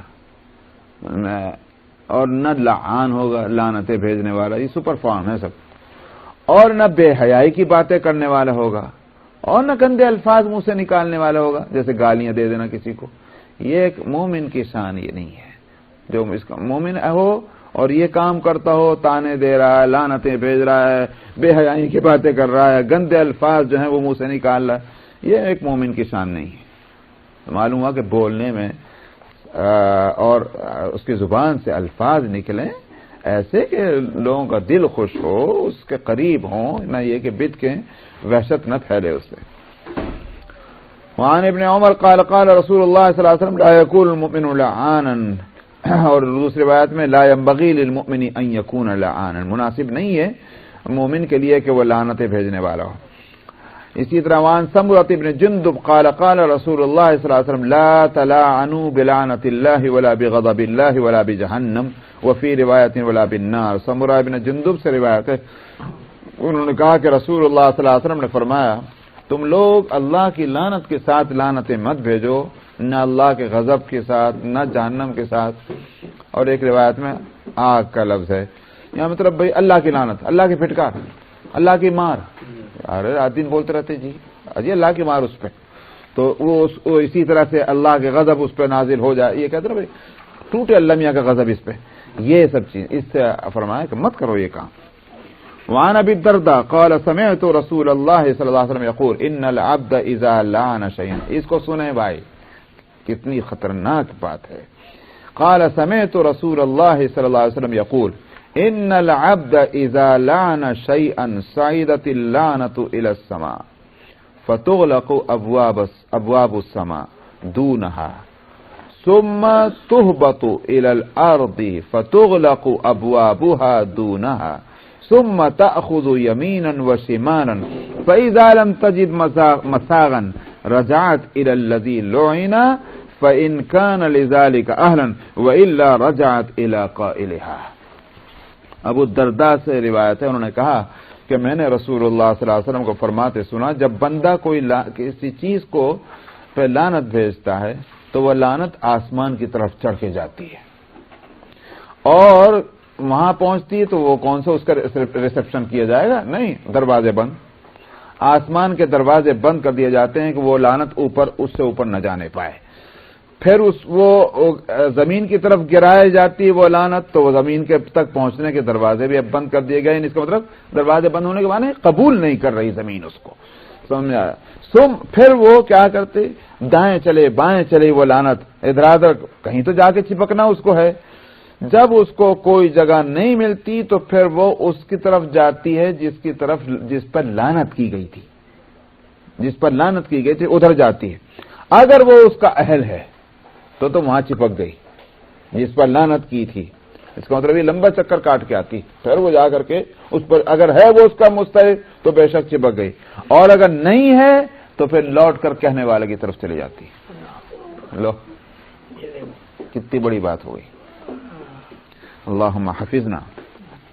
وعن ابن عباس ان رجلا نازعته الريح رداءه فلعنها فقال رسول الله صلى الله عليه وسلم لا تنعنها فانها مامورة وانه من لعن شيئا ليس له بآل رجعت اللعنة عليه۔ ابن عباس رضی اللہ عنہما سے روایت ہے کہ ایک شخص جو تھی اس کو ہوا نے جو ہے وہ ذرا پریشان کیا ہوا تھا۔ کیا مطلب ہے؟ نازا کا مطلب یہ ہے کہ اس کے ساتھ وہ اپنا کر رہی تھی، کپڑے ادھر کو چادر ادھر کو جا رہی، وہ ادھر کو جا رہی، ہوتا ہے نا، یہ ہے منازع، ہوا۔ اچھا، اس کی چادر جو تھی، ہوا اس کی چادر کو کھینچ رہی تھی، یوں کہہ سکتے ہیں، تو اس نے لعنت بھیجی ہوا پہ، لعنت اس ہوا پہ، میری چادر نہیں ٹھہر رہی۔ تو رسول اللہ صلی اللہ علیہ وسلم نے فرمایا ہوا پہ لعنت مت بھیج، یہ تو مامور ہے، یعنی اللہ نے اس کو حکم دیا چلنے کو، اس کے مطابق چل رہی، خود سے تھوڑی چل رہی، تو اس پر لعنت کیوں کو بھیجتے ہو؟ کیونکہ اگر جو شخص کسی چیز پر لعنت بھیجے گا جبکہ وہ چیز اس لعنت کی اہل نہیں ہے تو لوٹ کے اسی پر جائے گی جس نے لعنت بھیجی، تو لعنت تم پہ آ جائے گی۔ اس کا کیا قصور؟ اس کو تو اللہ نے حکم دے رکھا چلنے کا۔ وعن ابن مسعود قال قال رسول الله صلى الله عليه وسلم لا يبلغني احد من اصحابي عن عاد شيئا فاني احب ان اخرج اليكم وانا سليم الصدر۔ یعنی ابن مسعود رضی اللہ عنہما سے روایت ہے کہ ابن مسعود رضی اللہ عنہ سے روایت ہے، انہوں نے کہا کہ رسول اللہ صلی اللہ علیہ وسلم نے فرمایا تم میں سے کوئی شخص، میرے صحابی جو ہیں، وہ کسی شخص کے بارے میں مجھ تک کوئی ایسی باتیں نہ پہنچایا کریں۔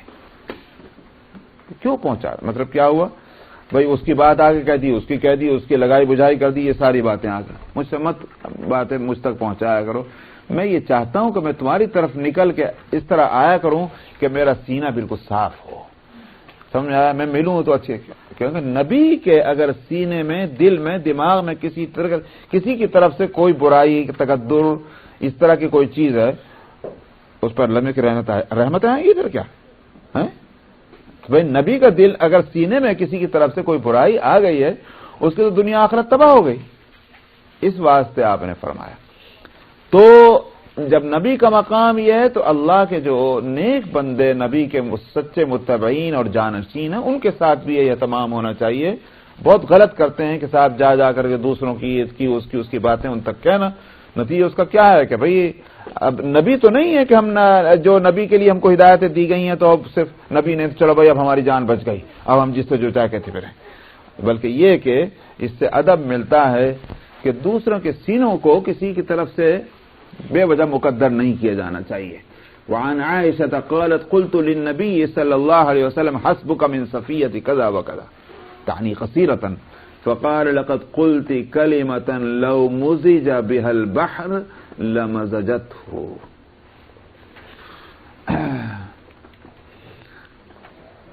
حضرت عائشہ رضی اللہ عنہ سے روایت ہے، انہوں نے کہا کہ میں نے نبی کریم صلی اللہ علیہ وسلم نے فرمایا سے کہا، صفیہ کون ہے؟ یہ ام المومنین ہے نا، تو صفیہ کے بارے میں تو بس آپ کے لیے اتنی باتیں کافی ہیں۔ ایسے کیا مطلب ہے؟ حضرت صفیہ چھوٹے قد کی تھی، گٹے قد کی، تو مطلب کیا تھا کہ بھئی آپ کے لیے تو اتنا اتنا ہونا کافی جی، ان کے بعد وہ کیا بولنا ہے، ایسی بات کہہ دی. آپ سمجھے نہیں؟ حضرت عائشہ نے نبی کریم صلی اللہ علیہ وسلم نے فرمایا کہ تم نے وہ لفظ کہا ہے، اگر سمندر میں اس لفظ کو ملا دیا جائے تو سمندر گاڑھا ہو جائے، کڑوا ہو جائے، گاڑھا ہو جائے، دونوں باتیں ہو سکتی ہیں. یعنی یہ بھی مزیجہ کا مطلب کیا ہوا، ایک چیز ملا دیجئے اس کے اندر تو وہ سمندر تو کڑوا پہلے بھی ہے، اس لیے میں نے لفظ کہا اس میں مل جائے، کیونکہ اس کا ترجمہ مزجہ کا مطلب کیا ہوتا ہے کہ اس طرح مل جائے کہ اس پانی کی وہ جو کیا کہتے ہیں لیکوڈ ہے نا، وہ پانی اس کو کیا کہیں گے، اس کو کہتے ہیں مائیت کہیے یا اس کو سیلان، عربی اس کو عربی میں کہتے ہیں سیلان. ہاں وہ اس کا باقی نہ رہے، یہ ہے مطلب. اس لیے میں نے کہا گاڑھا ہو جائے تو پانی جو ہے اگر اس میں مل جائے وہ بھی ترجمہ بدبودار ہو گیا یا کڑوا ہو گیا. حاصل کیا ہوا، پانی اپنی اصلی حالت پر نہیں رہا، یہ اصل مطلب. تو تم نے ایسا لفظ کہا ہے، ایک ہی لفظ کہا تھا تو میں سمندر وہ بھی. وعن انس قال قال رسول الله صلى الله عليه وسلم ما كان الفحش في شيء الا شانه وما كان الحياء في شيء الا زانه. انس رضی اللہ، نبی کریم صلی اللہ علیہ وسلم ہو الفاظ بھی تو ایسے واقعی جوامع الکلم. حضرت انس رضی اللہ عنہ سے روایت ہے، انہوں نے کہا کہ رسول اللہ صلی اللہ علیہ وسلم نے فرمایا کسی چیز میں فحش ہو تو وہ اس کو بگاڑ کے رہتی ہے. یعنی کیا مطلب، یعنی فحش کا مطلب بے حیائی. بے حیائی کسی چیز کے اندر بھی ہوگی اس کو عیبدار بنا دے گی. تو آج ظاہر ہے کہ انسان میں ہوگی، لکڑی میں تو ہوگی نہیں، مگر بے حیائی کا اپنا خاصہ کیا ہے، جہاں بھی ہوگی اس کو عیبدار کرے گی، یہ مطلب ہوا اس کا. اسی طرح سے اور حیا کسی چیز میں ہو تو وہ اس کو خوبصورت کر دے گی. تو معلوم ہوا شرم اور بے شرمی تو ایک دوسرے کے مقابل ہی ہے نا. بے آدمی بے حیائی کی باتیں کب کرے گا، جب اس میں حیا نہ ہو. تو اس لیے حیا بہت، اسی لیے حیا کو ایمان کا حصہ کہا گیا، الحیا شعبۃ من الایمان. وعن خالد ابن معدان، اور یہ حیا جب ہوگی نا تو پھر اتنا ہی تھوڑا ہی ہے کہ صاحب بولنے میں حیا ہے، کام کرنے میں بھی حیا ہے، تنہا ہو اور یا پھر دوسروں کے سامنے. کیونکہ جب یہ وصف ہو جائے گا، ایٹریبیوٹ ہو جائے گا کسی کا حیا، تو پھر وہ ہر وقت وہ کام سے بچے گا جو اس کی حیا کے خلاف ہو. اب حضرت عثمان رضی اللہ عنہ کو اشدہم حیا کیوں کہا؟ وہ تنہائی میں بھی حیا کرتے تھے. تو مجھے اللہ میاں سے حیا آتی. تو اب جو اللہ میاں سے بھی حیا کرنے بیٹھا تو اب اس سے کیا توقع کی جا سکتی ہے یا کہ وہ دوسروں سے بے حیائی کرے گا؟ اس لیے کہ اللہ تو ہر وقت ہے اور ہر جگہ ہیں اور ہر حالت کو دیکھ رہے ہیں. وعن خالد بن معدان عن معاذ قال قال رسول الله صلى الله عليه وسلم من عير اخاه بذنب لم يمت حتى يعمله يعني من ذنب قد تاب منه. خالد بن معدان سے روایت ہے، خالد بن معدان حضرت معاذ سے روایت کرتے ہیں، انہوں نے کہا کہ رسول اللہ صلی اللہ علیہ وسلم نے فرمایا جس شخص نے اپنے بھائی کو کہ کیا بولتے ہیں آر دلانا، یعنی کسی بری بات میں تم تو فلاں ہو نا، تم نے فلاں وقت میں فلاں یہ کام کیا تھا نا، یہ ہے آر دلانا. اس کو کیا کہیں گے اردو؟ اس میں ایک سگنا کے ساتھ ملامت، وہی تو ہوگا، تفسیر کر دی. آر دلانا ہی تو کہتے ہیں بھائی.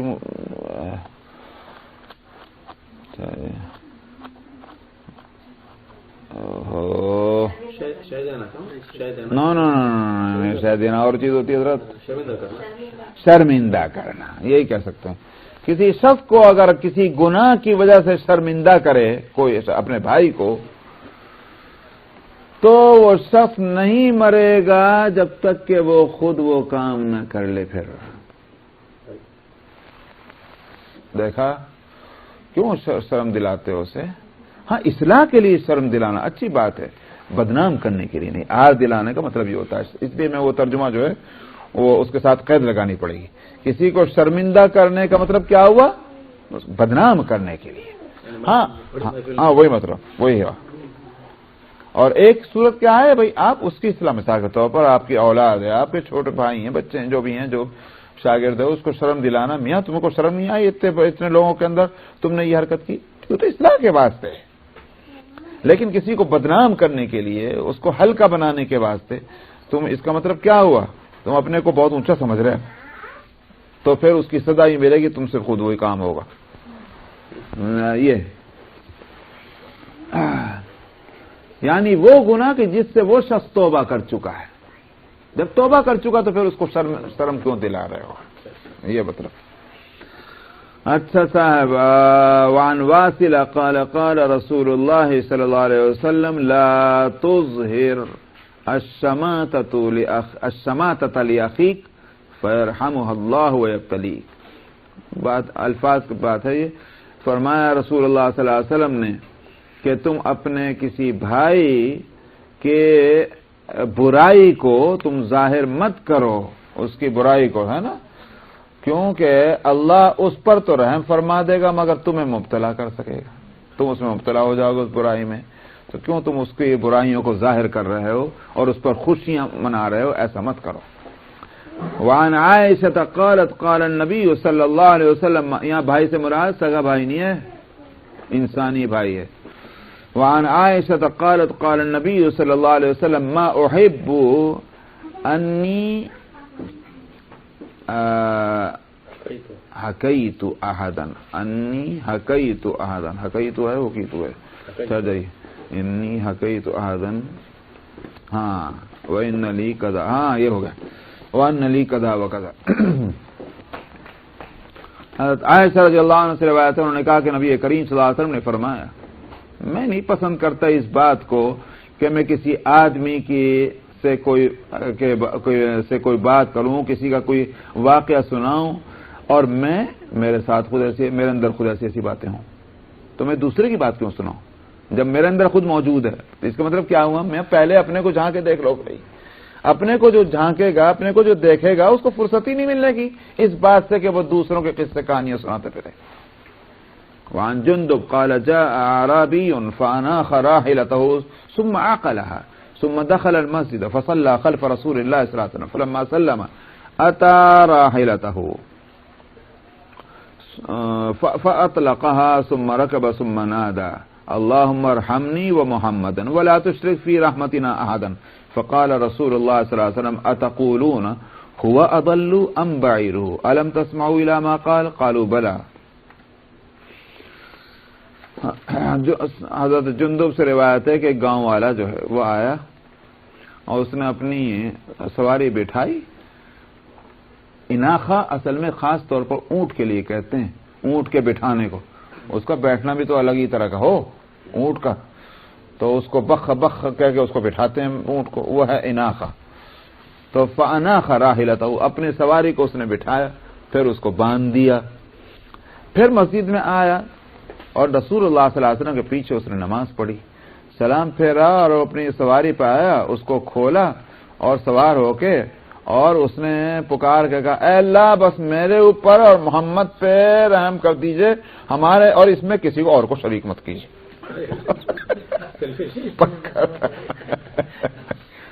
سمجھے نہیں آپ؟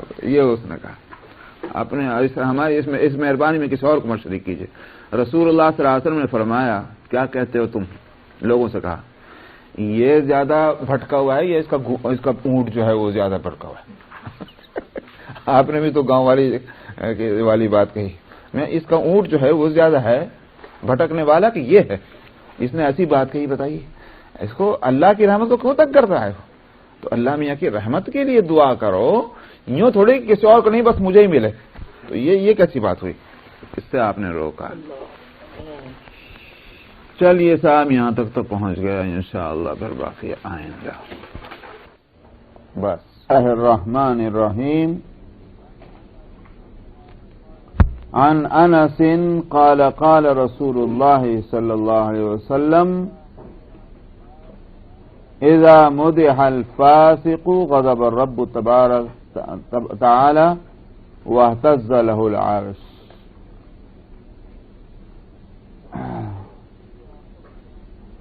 پچھلی جو اب تک حدیثیں آئی ہیں وہ یہ کہ بھئی کسی پر لعنت نہ بھیجو، کسی کا مذاق نہ اڑاؤ، کسی کو گالی مت دو، یہ ساری چیزیں آ رہی تھیں، جس کے معنی یہ ہو گئے کہ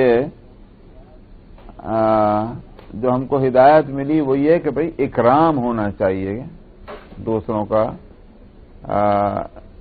تو یہ اس سے ایک ہم کو سبق ملتا ہے کہ بھئی ریسپیکٹ ہونا اور دوسروں کے ساتھ اچھا معاملہ کرنا، اچھا برتاؤ، بہیویئر اچھا ہو، یہ ساری باتیں۔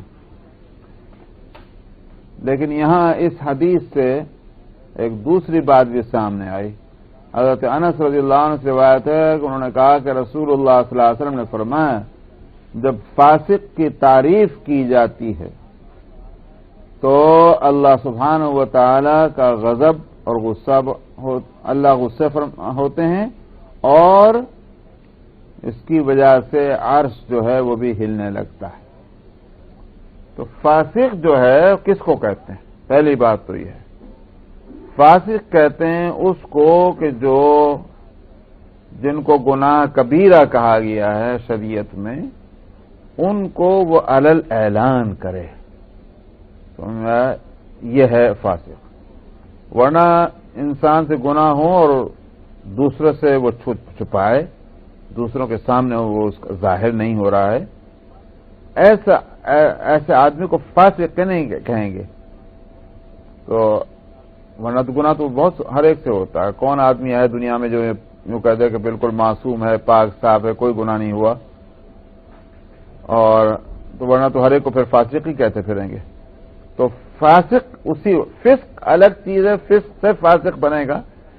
ایک شخص اپنی ذات سے فسق کر رہا ہے لیکن معاشرے میں، سوسائٹی میں اس کو فاسق نہیں کہیں گے جب تک کہ وہ ایسا گناہ جو گناہ کبیرہ ہو اور وہ علل اعلان کر رہا ہو، یعنی اس سے اب اس کے معنی کیا ہو گئے کہ اس کے دل اور دماغ میں گناہ کی برائی جو ہے وہ نہیں ہے، اسی واسطے تو یہ دوسروں کے سامنے بھی اس کام کے کرنے میں اس کو حجاب نہیں ہے، شرم نہیں ہے، یہ وہ فاسق۔ تو فاسق جو ہے اب اس کی تعریف ہو رہی، اس کا معنی یہ ہے کہ ایز اٹ از یہ اچھا لگ رہا ہے، جیسا وہ ہے ویسے اچھا لگ رہا ہے، حالانکہ یہ تو اللہ کے نافرمانی کے ساتھ اس کی اس حالت پہ بھی تعریف کرنا تو اللہ کو غصے تو بڑھانا ہے، اور کیا کرنا ہے۔ تو اس لیے اللہ تعالیٰ غصے ہوتے ہیں تعریف کرنے والے پر، اور عرش بھی ہلنے لگتا ہے، کانپنے لگتا ہے۔ یہاں کی سوسائٹی میں جیسا کہ الکوہل وغیرہ کا جو ہے وہ بھی کبیرہ ہے، ہاں وہی، اگر وہ یہی ہے کہ اعلان وہ جو ہے وہ یہ حرکت کرتا ہے جہاں بھی ہے وہ اس کو مطلب اس کو، تو اس صورت میں وہ یقیناً فاسق، کوئی شبہ نہیں ہے۔ جیسا کلنٹن تھا ان کے لیے اچھا کیا، یہ بھی نہیں کرنا چاہیے، حالانکہ وہ جیسا پریزیڈنٹ کلنٹن ہے وہ بھی تو پینے والوں میں سبھی ہے۔ نہیں وہ تو خیر وہ فاسق، اس کو تو السلام رحمۃ اللہ لیجیے صاحب، تو آپ سے ابھی کرنے جب سوال ہو ہی رہا تو وہاں کا اس لیے کہ بھائی عمرہ کر کے ہیں، اللہ مبارک کرے بھائی، بہت اچھا، سب کے لیے دعائیں جو ہے ماشاء اللہ۔ اس کا تو کفر جو ہے وہ اس سے بھی بڑھ کر ہے نا، یہاں بات ہو رہی ہے کہ ایک شخص کلمہ گو ہے، مسلمان ہے، مومن ہے، جو بھی ہے، اور وہ اگر ایسی حرکت کرتا ہے ہم اس کو فاسق کہتے ہیں۔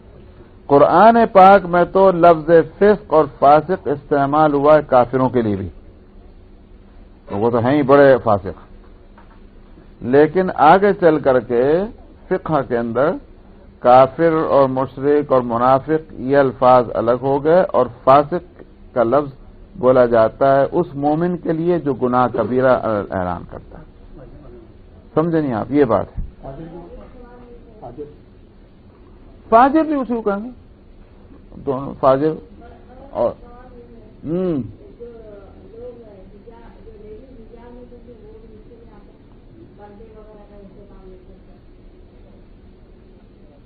بات تو ٹھیک ہے، مگر اصل مسئلہ جو ہے وہ یہ ہے کہ سوسائٹی میں جس کام کو برا سمجھا جاتا ہے اگر کوئی آدمی اس کو برا کر رہا ہے تو اس کو فاسق کہیں گے، لیکن اگر سوسائٹی میں وہ اس برائی کے برا ہونے کا تصور ہی نکل چکا ہے تو پوری سوسائٹی کو فاسق کہیں گے، پھر کیا ہوگا؟ پھر سوال یہ ہے کہ اگر ہم ایسی جگہ رہ رہے ہیں کسی کو اس کام کو کرتے ہوئے دیکھ کر ہمارے دل میں کوئی میل تک بھی نہیں آتا، تو اس کو تو جو کچھ کہیں گے، لیکن ہم کو کیا کہیں گے پھر؟ اس لیے یہ سب چیزوں کو بھی دیکھنا ہے۔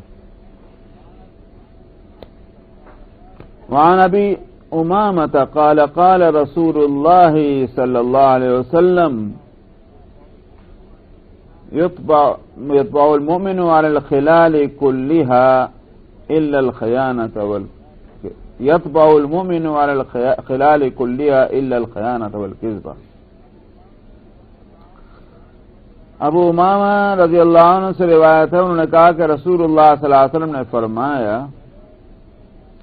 ایک مومن جو ہے اس کی طبیعت ہر ایک خصلت اور وصف پر ہو سکتی ہے، یعنی کہتے ہیں نا بھائی اس کا نیچر ایسا ہے، یہ بول دیتے ہیں نا، تو اس کا مطلب کیا ہوا کہ اس کی فطرت جو ہے، اس کی طبیعت میں ہر ایک بات آ سکتی ہے سوائے کہاں گیا، سوائے خیانت کے اور جھوٹ کے، کیونکہ یہ دو چیزیں ایسی ہیں کہ اس کا ایمان کے ساتھ کوئی جوڑ نہیں ہے۔ مومن ہو اور خیانت کر رہا ہو تو یہ نہیں بات ہوتی، مومن ہے اور جھوٹ بول رہا ہے، یہ نہیں بات ہوتی۔ پہل لو، اب کیا بولیں؟ یہاں تو دھڑلے کے ساتھ یہ کام ہو رہا ہے۔ تو اس واسطے ایمان اور کیونکہ ایمان کیا مطلب کیا ہوا؟ عقیدہ وہ جو حقیقت کے مطابق ہے اس کو مومن کہیں گے۔ فرضی عقیدہ، فرضی باتوں کا یقین کرنے کا نام تو ایمان نہیں ہے۔ تو جب بنیاد ہی ہماری جو ہے وہ صداقت پر اور حقانیت پر ہے تو پھر اب اس کے ساتھ جھوٹ ملنے کے کیا معنی ہو گئے؟ اس لیے، اور خیانت ایک طرح کے وہ جھوٹی کا ایک حصہ ہے، اس واسطے خیانت اور جھوٹ جو ہے یہ مومن کی طبیعت اس میں ہو یہ نہیں ہوگا۔ اس کا مطلب کیا؟ اگر ہے یہ باہر سے لائی ہوئی چیز ہے، طبیعت نہیں ہو سکتی۔ ایک مومن ہو اور طبیعت جھوٹ بولنے کی ہو نہیں، ایک مومن ہو طبیعت خیانت کرنے کی ہو نہیں، ہاں یہ اس نے خود سے ہی حرکت شروع کی ہے جس کا اس کا ایمان سے کوئی رشتہ نہیں، طبیعت نہیں ہے۔ بالکل اذا وعد آگے آئیں گے، شاید ممکن ہو آنا چاہیے کہیں نہ کہیں۔ وعن صفوان ابن سلیم انه قيل لرسول الله صلى الله عليه وسلم ايكون المؤمن جبانا قال نعم فقيل له ايكون المؤمن بخيلا قال نعم فقيل له ايكون المؤمن كذابا قال لا۔ صفوان ابن سلیم سے روایت ہے کہ رسول اللہ صلی اللہ علیہ وسلم سے کہا گیا کیا مومن بزدل ہو سکتا ہے؟ نہیں، کم ہمت، بزدل، ڈرپوک، یوں کہیے ڈرپوک۔ آپ نے فرمایا ہاں۔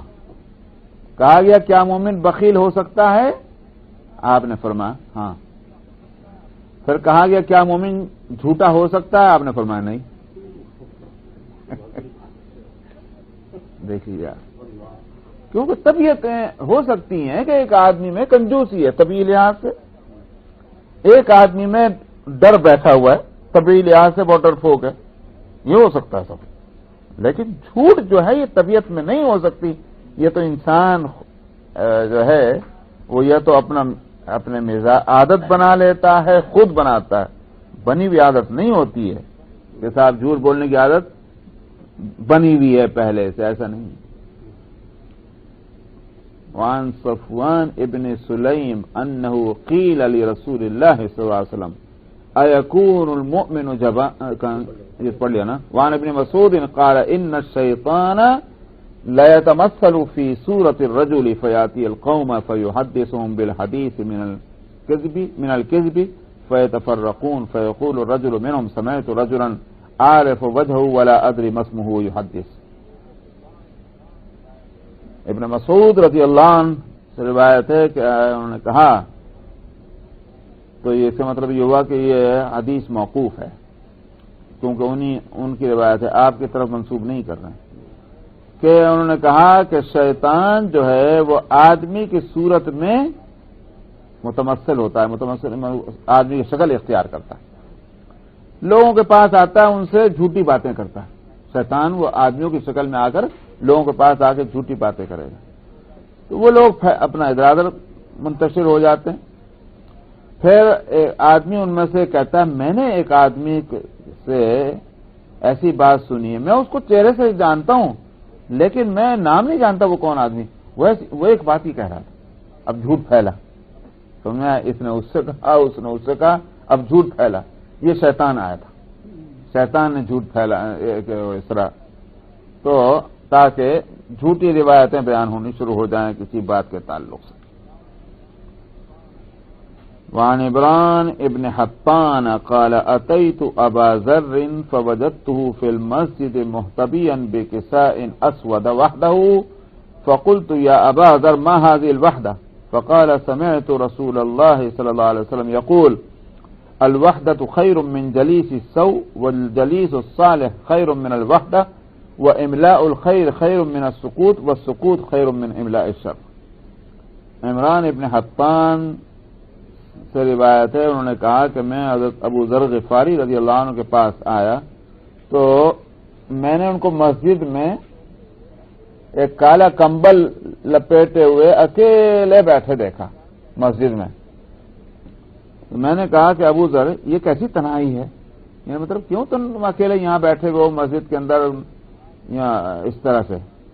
تو انہوں نے کہا کہ میں نے رسول اللہ صلی اللہ علیہ وسلم سے سنا کہ آپ فرماتے تھے کہ تنہائی برے کمپنی سے، برے کا ہم نشین کا مطلب ہاں، تو برے ساتھ ہونے سے، بری صحبت سے تنہائی اچھی ہے، اور اچھا ساتھی ہو تو وہ پھر تنہائی سے اچھا ہے۔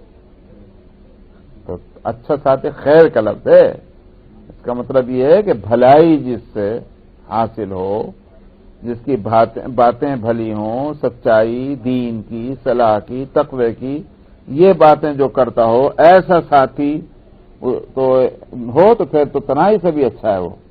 لیکن برا ساتھی کوئی مل جائے اس سے اچھا ہے تنہا بیٹھ جاؤ۔ اور اچھی باتیں کرنا، پھیلانا، یہ خاموش رہنے سے اچھا ہے، اور خاموش رہنا بری باتیں کرنے سے اچھا ہے، بس، کیونکہ عافیت کہم ہے ہماری۔ اسی بات سے تو کسی نے کتابوں کو خیر جلیس کہا ہے، کیونکہ کتابیں جو آدمی پڑھنے میں لگ جائے، کسی کو اس کی عادت ہو جائے تو اسے تو اچھی بات ملے گی۔ جتنی دیر کتابوں میں لگے گا کسی سے بات کرنے سے بچے گا، تو اس کا مطلب کیا ہوا؟ فائدے میں رہا، نقصان تو کوئی نہیں ہونا اس کا۔ کسی سے باتیں کرتا، الٹی سیدھی باتیں ہوتی، سننے کو ملتی، نقصان ہوتا۔ وعن عمران ابن حسین ان رسول اللہ صلی اللہ علیہ وسلم قال مقام الرجل بالصمت افضل من عبادت 60 سنہ۔ عمران ابن حسین رضی اللہ عنہ سے روایت ہے کہ رسول اللہ صلی اللہ علیہ وسلم نے فرمایا ایک آدمی کا خاموشی کے ساتھ جمع رہنا افضل ہے 60 سال کی عبادت سے۔ خاموشی اتنی بڑی چیز ہے، ایک تو یوں بھی برائیوں سے بچ گیا، برا بولنے سے بچ گیا، دوسری بات کیا ہوئی؟ اللہ نے جب دماغ دیا اس کو کچھ نہ کچھ تو کام کرنا ہے، اچھا کام کرے گا، برا کام کرے گا۔ جب یہ خاموش بیٹھا ہوا ہے تو دماغ کام کر رہا ہے، اور چونکہ برائیوں سے بچ گیا یہ اچھائیوں کی طرف دماغ کام کرے گا، تو اس کا مطلب بہت اچھی بات ہوئی۔ اللہ کی ذات میں سوچنا، اس کی قدرت میں سوچنا، کچھ نہ کچھ تو اس دماغ کا، ایک مومن کا دماغ کام کرے گا۔ تو اب جو آدمی مشغول کرے اپنے آپ کو تو پھر دماغ بھی کام کرنا چھوڑ دیتا ہے۔ وعن ابی ذر قال دخلت على رسول اللہ صلی اللہ علیہ وسلم، یہ تو وہی حدیث ہو گئی، آگے کچھ نہیں، فذكر الحديث بطوله الى ان قال قلت يا رسول الله اوصني قال اوصيك بتقوى الله فانه ازين لامرك كله قلت زدني قال عليك بتلاوة القرآن وذكر الله عز وجل فانه ذكر لك في السماء ونور لك في الارض قلت زدني قال عليك بطول الصمت فانه مطردة للشيطان وعون لك على امر دينك قلت زدني قال إياك وكثرة الضحك فإنه يميت القلب ويذهب بنور الوجه قلت زدنی قال قل الحق وإن كان مرا قلت زدنی قال لا تخف في الله لومة لائم قلت زدنی قال ليحجزوك عن الناس ما تعلم من نفسك. حضرت ابو ذر غفاری رضی اللہ عنہ سے روایت ہے، انہوں نے کہا کہ میں رسول اللہ صلی اللہ علیہ وسلم کے پاس حاضر ہوا، اور یہ حدیث لمبی ہے یہاں تک کہ حضرت ابو ذر نے کہا کہ میں نے عرض کیا یا رسول اللہ مجھے کچھ نصیحت فرما دیجیے، وصیت نصیحت. آپ نے فرمایا میں تم کو نصیحت کرتا ہوں تقوی کی، اللہ سے ڈرتے رہنے کی. کیوں؟ اس لیے کہ یہ تمہارے سارے کاموں کو خوبصورتی عطا کر دے گا. یہ تقوی جو ہوگا ہر چیز میں اس کا حسن آئے گا. انسان کے جیسا دماغ اور دل ہوتا ہے ویسے ہی تو اس کے کام بھی سارے ہوتے ہیں. تو اس لیے تقوی جب دل میں آ گیا تو سارے کام جو ہے ان کو حسن اور خوبصورتی مل گئی. میں نے کہا کچھ اور بھی فرمائیے. آپ نے فرمایا کہ تلاوت قرآن اور اللہ کے ذکر کو لازم کرو، کیونکہ یہ تم اللہ کا جب تلاوت میں لگو گے، اللہ کے ذکر میں لگو گے تو اب تمہارا بھی ذکر آسمانوں میں ہوگا اور زمین میں تمہارے لیے یہ نور بن جائے گا، دونوں جگہ فائدہ ہوا. میں نے کہا کچھ اور فرمائیے. آپ نے فرمایا کہ کیا طول صمت، یعنی مطلب دیر تک خاموش رہنا، خاموشی کو اختیار کرو، کیونکہ اس سے یہ جو خاموشی جو ہے یہ شیطان کو دور کرنے کا ذریعہ ہے اور تمہارے دین کے کاموں میں تمہارا مددگار ہے یہ خاموش رہنا. میں نے عرض کیا کچھ اور فرمائیے. آپ نے فرمایا کہ زیادہ ہنسنے سے بچو، اس لیے کہ یہ دل کو مردار کر دیتا ہے اور تمہارے چہرے کی روشنی لے جاتا ہے. زیادہ ہنسنا تو زیادہ جو ہے بلکہ رونا جو ہے وہ چہرے کے نور کو بڑھاتا ہے، یہ مطلب نکلے گا اس کا. اچھا کیوں یہ دل کو مارتا ہے؟ اس لیے کہ زیادہ ہنسنا غفلت کا ذریعہ ہے، سبب ہے. زیادہ ہنستا رہنا کیا مطلب؟ دل غافل ہے، اور جب دل غافل ہوتا جائے گا تو آخرکار اس کی وہ جو جان نکل جائے گی، اس میں سختی، غفلت سے سختی پیدا ہوتی ہے، اور جب سختی پیدا ہو جائے گی تو دل میں تو نرمی آنی چاہیے. وہ تو دل تو سخت ہو گیا، اس کا مطلب مر گیا. جیسے انسان کا کہ جسم میں سے جب روح نکل جاتی ہے تو سخت ہو جاتا ہے، ہو جاتا ہے. اس کا مطلب کیا ہوا کہ دل جو ہے وہ اپنی صفت کے لحاظ سے جب اس میں سختی آ گئی تو دل مر گیا. دل میں نرمی ہونی چاہیے. سمجھ آیا؟ تو یہ غفلت نے سختی پیدا کی ہے، اور غفلت جو ہے وہ کی وجہ سے یہ ہنسنے کی وجہ سے زیادہ غفلت بڑھتی چلی جا رہی ہے. میں نے عرض کیا کچھ اور فرمائیے. آپ نے فرمایا حق بات کہو اگرچہ کڑوی کیوں نہ ہو. کسی حق جو ہے اس کو یہ دیکھنا میاں ایسی بات کہو جو آدمی ذرا کسی کا دل اچھا ہو جائے تو اسے جھوٹ بولنے میں کیا ہے؟ سچی بات کہنا دل دکھتا ہے نا؟ نہیں، سچی بات کہو اگرچہ کڑوی کیوں ہو. میں نے عرض کیا کچھ اور فرمائیے. آپ نے فرمایا اللہ کے معاملے میں کسی ملامت کرنے والے کی ملامت کا بھی ڈر تم کو نہیں ہونا چاہیے، چاہے تم کو لوگ کچھ بھی کہتے رہیں، فنڈامنٹلسٹ کہہ رہے صاحب کیا بولتے ہیں اور بھی کچھ بھی کہتے رہیں. اللہ کے دین کے معاملے میں ملامت کرنے والے کی ملامت کا بھی ڈر نہ ہو. ان کو تو چھوڑیے، تو اپنے مسلمان بھائی بھی کیا کہتے ہیں. ہاں ماشاء اللہ، دیکھیے آپ یہ کیا ان سے پیچھے تھوڑی. قلت زدنی، میں نے عرض کیا کچھ اور فرمائیے. آپ نے فرمایا لوگوں سے، دیکھیے کیا بات آپ فرما رہے ہیں، لوگوں کے تعلق سے تجھے وہ اندر جو بات ہے اس کا خیال تجھے لوگوں کے بارے میں باتیں کرنے سے روک دے. کتنی عجیب بات فرمائی. مطلب کیا ہے؟ تم اپنے کو پہلے دیکھ لو. جب تم اپنے کو دیکھ لو گے اب لوگوں کے بارے میں باتیں کرنا چھوڑ دو گے. سمجھا؟ آدمی کو اپنے آنکھ کا تو کیا کہتے ہیں شتی نظر نہیں آتا، دوسروں کے آنکھوں کو جو ہے تل نظر آتا. تو پہلے اپنے کو دیکھ لو. جب تم اپنے کو دیکھنا شروع کرو گے تم اس کا مطلب کیا؟ اب لوگوں کے بارے میں باتیں کرنا تم نے چھوڑ دیا، اس لیے کہ تمہیں خود پتہ چل رہا ہے میں کتنے پانی میں خود ہوں، میں دوسرے کو کیا کہوں میاں. یہ بات آپ نے فرمائی.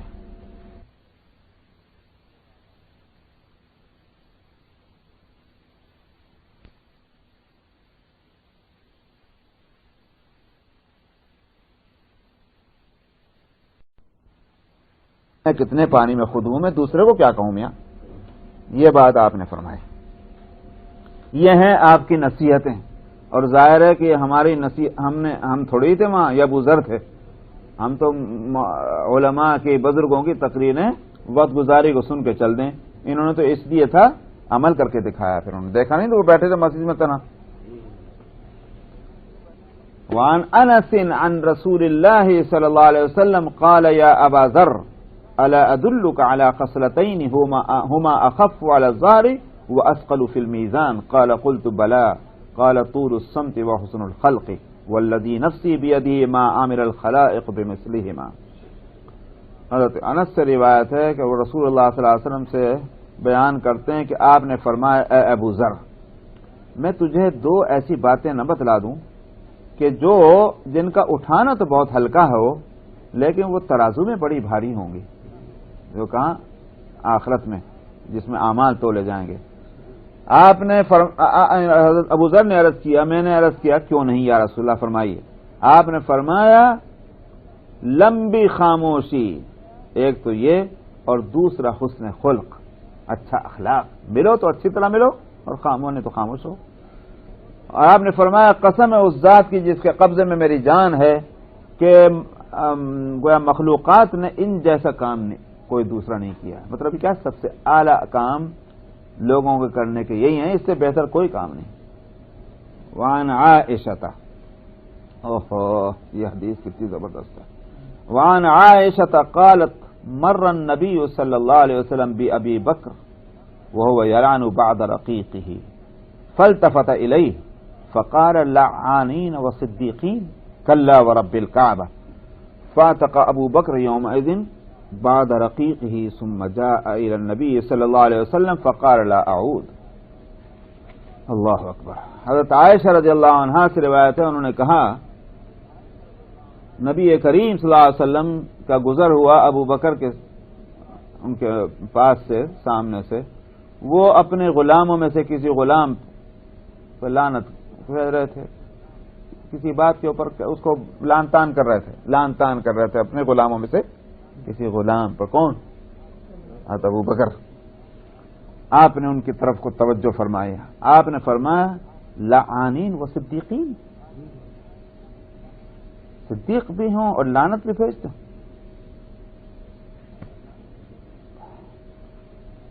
ہرگز نہیں بخدا، رب کعبہ کی قسم یہ نہیں ہو کہ ہم تو ایک صدیق بھی ہوں اور لعنت بھی بھیجتا ہوں. یہ کیسی بات ہے؟ ہرگز نہیں رب کعبہ کی قسم. بس یہ کہہ کہ آپ تشریف لے گئے. تو یہ ابو بکر بھی تھے. ابو بکر نے اس دن اپنے کچھ غلاموں کو آزاد کیا اور پھر نبی کریم صلی اللہ علیہ وسلم کے پاس حاضر ہوئے اور عرض کیا میں دوبارہ کبھی یہ کام نہیں. اللہ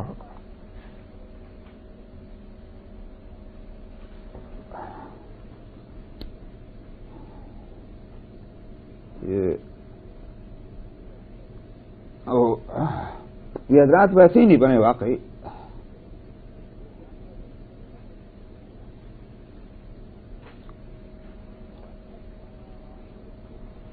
وعن اسلم قال ان عمر دخل يوما على ابي بكر الصديق وهو يجبز لسانه فقال عمر ما غفر الله لك فقال ابو بكر ان هذا اوردني الموارد.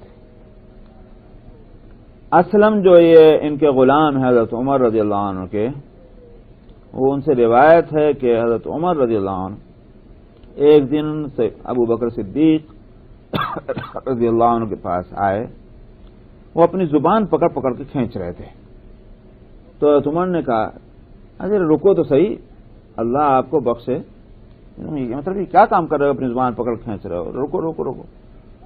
ابو بکر نے فرمایا اس نے مجھے، زبان ہی نے مجھے ہلاکتوں میں ڈالا ہوا ہے.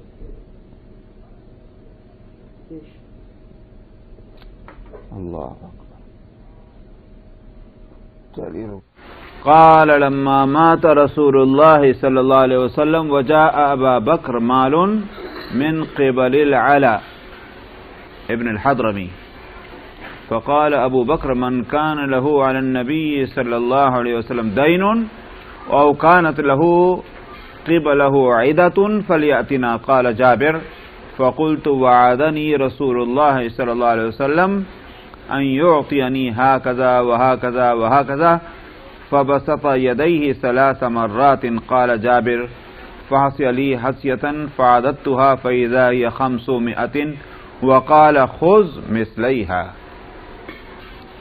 وعدے کا بیان، کیونکہ یہ سب اس کو کہا جائے کہ بھئی ایٹیکیٹ کیا ہونے چاہیے، آداب اور اس کی رعایت، یا اس کو کہا جائے اخلاق، کہ بھئی انسان میں مورالٹی اور اخلاق جو ہے وہ ہم جب کہتے ہیں کہ بہت با اخلاق آدمی ہے، کیا مطلب با اخلاق ہے؟ ہنس ہنس کے بات کرتا ہے بس با اخلاق ہو گئے.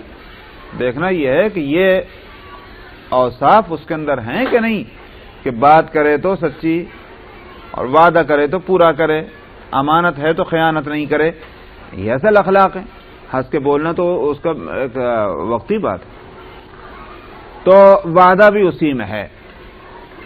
جابر رضی اللہ عنہ سے روایت ہے، انہوں نے کہا کہ جب رسول اللہ صلی اللہ علیہ وسلم کا انتقال ہوا اور حضرت ابو بکر صدیق رضی اللہ عنہ خلیفہ بن گئے تو ان کے پاس علا ابن الحضرمی کی طرف سے مال آیا. یہ گورنر تھے نبی کریم صلی اللہ علیہ وسلم کے مقرر کیے ہوئے، جو یوں کہیے کہ آج کل جس کو امارات کہتے ہیں، جو ایریا، اس ایریا میں یہ گورنر تھے. تو ادھر سے جب مال آیا تو یوں کہیے کہ دارالخلافہ میں، تو حضرت ابو بکر رضی اللہ عنہ نے کہا، اور مال کافی ہوگا اسی لیے، مطلب یہ ہے کہ اب جو لازمی اخراجات ہیں ان کے ساتھ اور بھی کچھ کرنے کے ہیں تو کریں گے. تو ابو بکر صدیق رضی اللہ عنہ نے کہا، اعلان کیا کہ نبی کریم صلی اللہ علیہ وسلم کے ذمے جس کا کوئی قرضہ ہو یا آپ کی طرف سے کوئی وعدہ ہو کسی کو دینے کا، اور آپ وہ قرض ادا نہیں کر سکے ہیں یا وہ وعدہ پورا نہیں ہو سکا ہے ابھی، تو وہ ہمارے پاس آئے. تو جابر کہتے ہیں یہ راوی کہ میں نے کہا کہ مجھ سے رسول اللہ صلی اللہ علیہ وسلم نے وعدہ فرمایا تھا دینے کا، یوں سمجھیے آپ، اس طرح سے اس طرح سے اس طرح سے، یہ ہوئی بات. تو ہاتھ یوں کر کے اس طرح دینے کا، اس طرح دینے کا، اس طرح دینے کا رسول اللہ صلی اللہ علیہ وسلم نے مجھ سے وعدہ کیا تھا. مطلب یہ ہے کہ ہاتھ بھر بھر کے دینے کا. فبسط یدیہ 3 مرات، 3 مرتبہ انہوں نے اپنے ہاتھ پھیلائے. جابر کہتے ہیں کہ حضرت ابو بکر صدیق رضی اللہ عنہ نے میرے جو ہے ہاتھوں کو درہموں سے بھر بھر کے، اپنے ہاتھوں کو میرے حسی علی حیثیتاً، یہ جو دامن میں، میرے کرتے کے دامن میں میرے انہوں نے ہاتھ بھر بھر کے ڈالے حضرت ابو بکر صدیق نے. اب یہ کہتے ہیں کہ میں نے جو اس کے بعد ان کو گنا شمار کیا تو وہ 500 تھے، 500. اور اس کے بعد ابو بکر صدیق نے کہا کہ رسول اللہ صلی اللہ علیہ وسلم نے جو وعدہ فرمایا تھا تم اس سے دگنا لو، کیونکہ وہ یہ ظاہر ہے کہ واجب تو نہیں ہے، واجب تو اتنا ہی ہوگا کہ جتنا کا وعدہ کیا. لیکن چونکہ ابو بکر صدیق رضی اللہ عنہ کا معاملہ تو بالکل ہی الگ تھا نا، کہ آپ کی محبت، کہ بھئی آپ نے جب وعدہ کیا تو اب آپ کی طرف سے پورا کرنا ہے، تو کچھ اضافے کے ساتھ پورا کرنا ہے. تو اس لیے وعدے کا اتنا اہتمام کہ ابو بکر صدیق بھی نبی کریم صلی اللہ علیہ وسلم کے مزاج کو سمجھتے ہوئے اور آپ کے انتقال کے بعد یہ اعلان کر رہے ہیں. دوسری فصل، عن ابی جحیفہ قال رأیت رسول اللہ صلی اللہ علیہ وسلم ابیض قد شاب وكان الحسن بن علي يشبهه وأمر لنا ب13 قلوسا فذهبنا نقبضها فأتانا موته فلم يعطونا شيئا فلما قام أبو بكر قال من كانت له عند رسول الله صلى الله عليه وسلم عدة فليجئ فقمت الیہ فاخبرته فامر لنا بها.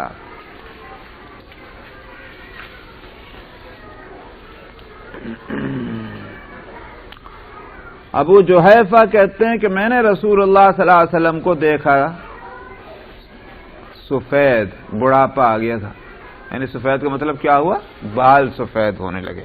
یہ مطلب سفیدی، اس کا حاصل کیا ہوا کہنے کا کہ آخر عمر میں نے آپ کو دیکھا. کوئی نہ سمجھے کہ جوانی میں دیکھا، جوانی کی بات تھی جو بھی بات آگے کہہ رہے ہیں، بلکہ آخر عمر میں جب آپ بڑھاپا آ گیا. اور بیچ میں یہ بھی کہہ رہے ہیں کہ حضرت حسن ابن علی رضی اللہ عنہما جو تھے وہ آپ سے زیادہ مشابہ تھے. تو نواسے جو ہیں آپ کے بڑے نواسے، حضرت حسین چھوٹے ہیں، حضرت حسن وہ آپ کے مشابہ تھے. تو ہم کو نبی کریم صلی اللہ علیہ وسلم نے اس وقت جب میں نے آپ کو دیکھا تو 13 اونٹنیوں کا حکم دیا ہم کو دیے جانے کا. قلوس، لمبی چوڑی جوان اونٹنی، اونٹنیوں کے لیے بولتے ہیں، اونٹ کے لیے نہیں، فیمیل کے لیے بولتے ہیں لفظ. تو 13 اونٹنیوں کا آپ نے ہمارے لیے حکم دیا. ہم چلے گئے، مطلب یہ کہ ہم گئے کہ اس کو لینے کے لیے. جب دوبارہ آئے تو ہم کو آپ کی انتقال کی خبر ملی اور آپ نے ہم کو کچھ بھی نہیں دیا پھر، اس لیے کہ انتقال ہو گیا. جب ہم پہنچے تو ہمارا وہاں انتقال ہو چکا. فلما قام ابو بکر، جب ابو بکر رضی اللہ عنہ نے خلافت سنبھالی تو انہوں نے کہا کہ رسول اللہ صلی اللہ علیہ وسلم کے پاس جس کسی کا کوئی وعدہ ہو وہ آئے. تو میں کھڑا ہوا اور میں نے بتائی یہ بات. تو حضرت ابو بکر صدیق نے ان 13 اونٹنیوں کے دینے کا حکم دیا کہ آپ نے جو وعدہ کیا تھا اس کی تعمیل کی جائے. وعن عبد الله بن ابي الحسماء قال بايعت النبي صلى الله عليه وسلم قبل ان يبعث وبقيت له بقية فوعدته ان آتيه بها في مكانه فنسيت فذكرت بعد 3 فإذا هو في مكانه فقال لقد شققت علي انا ها هنا منذ 3 انتظرك. عبداللہ بن ابو الحسمہ کہتے ہیں کہ میں نے رسول اللہ صلی اللہ علیہ وسلم کو کچھ بیچا. قبل ان یبعث کے معنی ہوں گے کہ جب آپ کے انتقال سے پہلے. یہ لکھا نہیں اس میں، انتقال لکھا یا بعثت کے معنی دونوں آئیں گے نا. کیا لکھا ہے انہوں نے ترجمے میں؟ نبوت کا بعثت، نبوت کے دعویٰ نہیں کیا، بعثت سے مراد یہ ہوئی. تو قبل اس کے کہ آپ جو ہیں اعلان نبوت کریں، آپ کو بعثت ہو، تو میں نے آپ کو کوئی چیز بیچی اور قیمت جو تھی کچھ باقی رہ گئی تھی. آپ کو جو دینا تھا، یعنی جو لینے والا ہے، خریدنے والا ہے، نہیں یہ جو کیا بولتے ہیں، انہوں نے بیچا ہے. تو بیچا ہے تو نبی کریم، نہیں میں نے الٹا کر دیا، بایا تو معنی یہاں ہوں گے اشترائی. تو میں نے خریدا، میں نے نبی کریم صلی اللہ علیہ وسلم سے بعثت سے پہلے کچھ، اور کوئی قیمت باقی رہ گئی تھی. یعنی مطلب یہ کہ جتنی قیمت طے ہوئی تھی وہ پوری نہیں ادا کی ان صاحب نے، کچھ باقی رہ گیا تھا. میں نے وعدہ کیا کہ میں آپ کے پاس میں لے کے آتا ہوں جو باقی رہ گئی قیمت. یہ گئے اپنی جگہ، جا کے بھول گئے. فذکرت بعد 3، 3 کے بعد مجھے خیال، آپ 3 سے مراد 3 دن بھی ہو سکتے ہیں. 3 دن کے بعد کہتے ہیں کہ مجھے یاد آیا. تو اب میں گیا لے کر، تو وہ تو وہیں موجود ہیں آپ. فإذا هو في مكانه. اور اس کے بعد آپ نے فرمایا تو نے مجھے بڑی تنگی میں ڈال دیا، میں تو ان 3 دن سے یہیں ہوں ٹھہرا ہوا بس. تو یہ بعثت سے پہلے کا قصہ ہے. ظاہر ہے کہ آپ کا مزاج، آپ کا اخلاق شروع سے یہ تھے، حالانکہ اس وقت تک کوئی شریعت اور قانون آپ کو نہیں دیا گیا تھا، مگر یہ طبیعت ہے انسان کی کہ انسان میں اخلاق اچھے ہوں. تو پھر یہ بات، تو آپ 3 دن سے وہیں رکے رہے کہ وہ کب آئے گا جو وعدہ کر گیا ہے. تو آپ نے اس کو اتنا فرمایا کہ بھائی تم نے مجھے مشقت میں ڈالا، میں یہاں تو 3 دن سے تمہارا انتظار کر رہا ہوں. تو وعدے کا وفا جو ہے وہ بہت اہم بات ہے اسلام میں. وعن زید بن ارقم عن النبی صلی اللہ علیہ وسلم قال اذا وعد الرجل اخاه ومن نیته ان یفی له فلم یفی ولم یجی للمیعاد فلا اسم علیہ. زید بن ارقم نبی کریم صلی اللہ علیہ وسلم سے روایت کرتے ہیں، آپ نے فرمایا کہ جب کوئی شخص اپنے بھائی سے، بھائی کا مطلب انسانی بھائی، کہ اس سے اپنے کسی بھی بھائی سے کوئی وعدہ کرے اور نیت ہے کہ اس وعدے کو پورا کرے گا مگر وہ پورا نہ کر سکا، اور یا وہ ابھی مدت پوری نہیں ہوئی، ولم یجی للمیعاد، اور پورا نہیں کر سکا اور وقت پر وہ وہاں نہیں پہنچ سکا، کسی وجہ سے کوئی عذر شرعی پیش آ گیا، ایسی صورت میں تو اس پر کوئی گناہ نہیں ہے. مثال کے طور پر کسی شخص نے یوں کہا کہ صاحب میں اگلے مہینے کی 12 تاریخ کو یہ اتنے پیسے دوں گا. اب خدا نخواستہ اس سے پہلے اس کا انتقال ہو جائے تو کیا کرے گا؟ وہ تاریخ تو اس کے اختیار میں نہیں ہے. تو اگر وہ مدت پوری نہیں ہوئی ہے اور یہ وعدہ نہیں پورا کر سکا، اس صورت میں اس آدمی پر کوئی گناہ نہیں ہوگا. یہاں وقت کی جو پابندی کرنی تھی اس میں ہوئی صورت یہ. وعن عبداللہ بن عامر قال دعتنی امی یوما ورسول اللہ صلی اللہ علیہ وسلم قاعد فی بیتنا فقالت ها تعال اعطیک فقال لا رسول اللہ صلی اللہ علیہ وسلم ما اردت ان تعطیه قالت اردت ان اعطیه تمرا فقال لا رسول اللہ صلی اللہ علیہ وسلم اما انك لو لم تعطی شيئا كتبت عليك كذبة. یہ ہم سب لوگوں کو واقعی حدیث بھائیوں اور بہنوں کو سبھی کو یاد رکھنی چاہیے. عبداللہ ابن عامر سے روایت ہے کہ مجھے یہ حضرت عثمان رضی اللہ عنہ کے وہ ہوتے ہیں کیا بولتے ہیں خال کا مطلب ماموں ہوئے.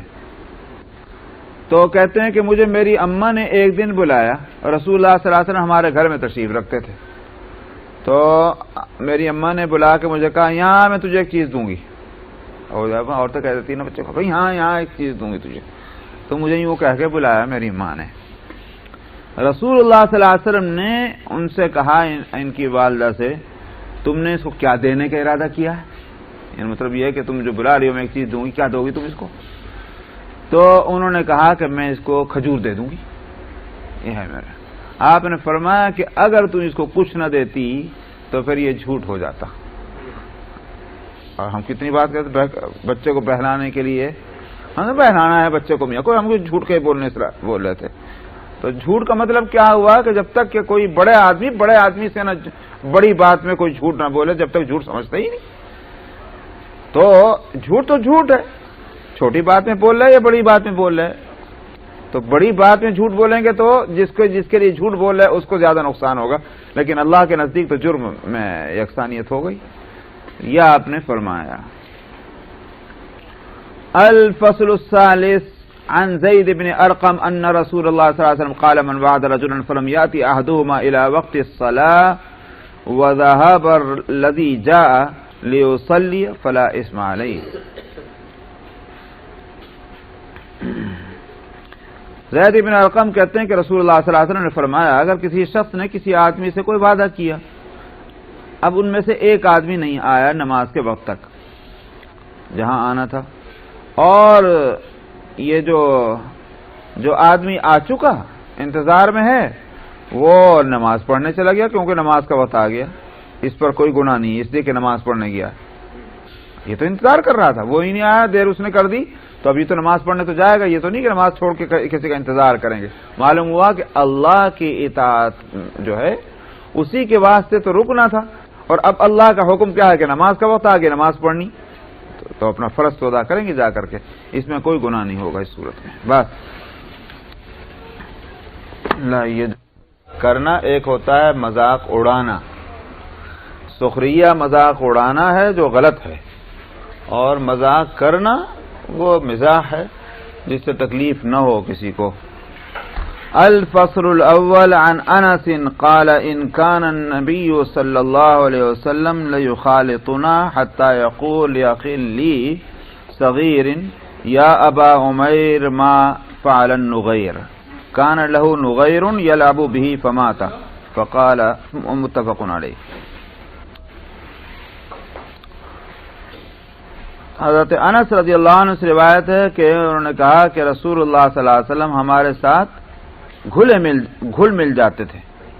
گھل نہ ملنے کا مطلب کیا ہوا؟ فرق نہ رکھنا، یہ ہے گھلنا، یہ خالصنا۔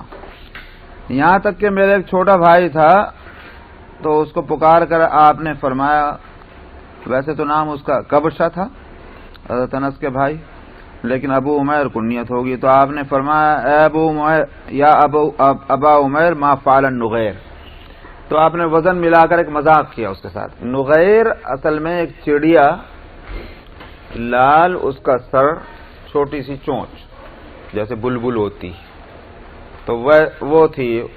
آپ نے اس کو ابو عمیر کہہ کے اور اس کے وزن پر لفظ نغیر لا کے آپ نے مذاق کیا، کیونکہ وہ ہر وقت اس کے ساتھ وہ رہتی تھی، اس سے کھیلتا تھا۔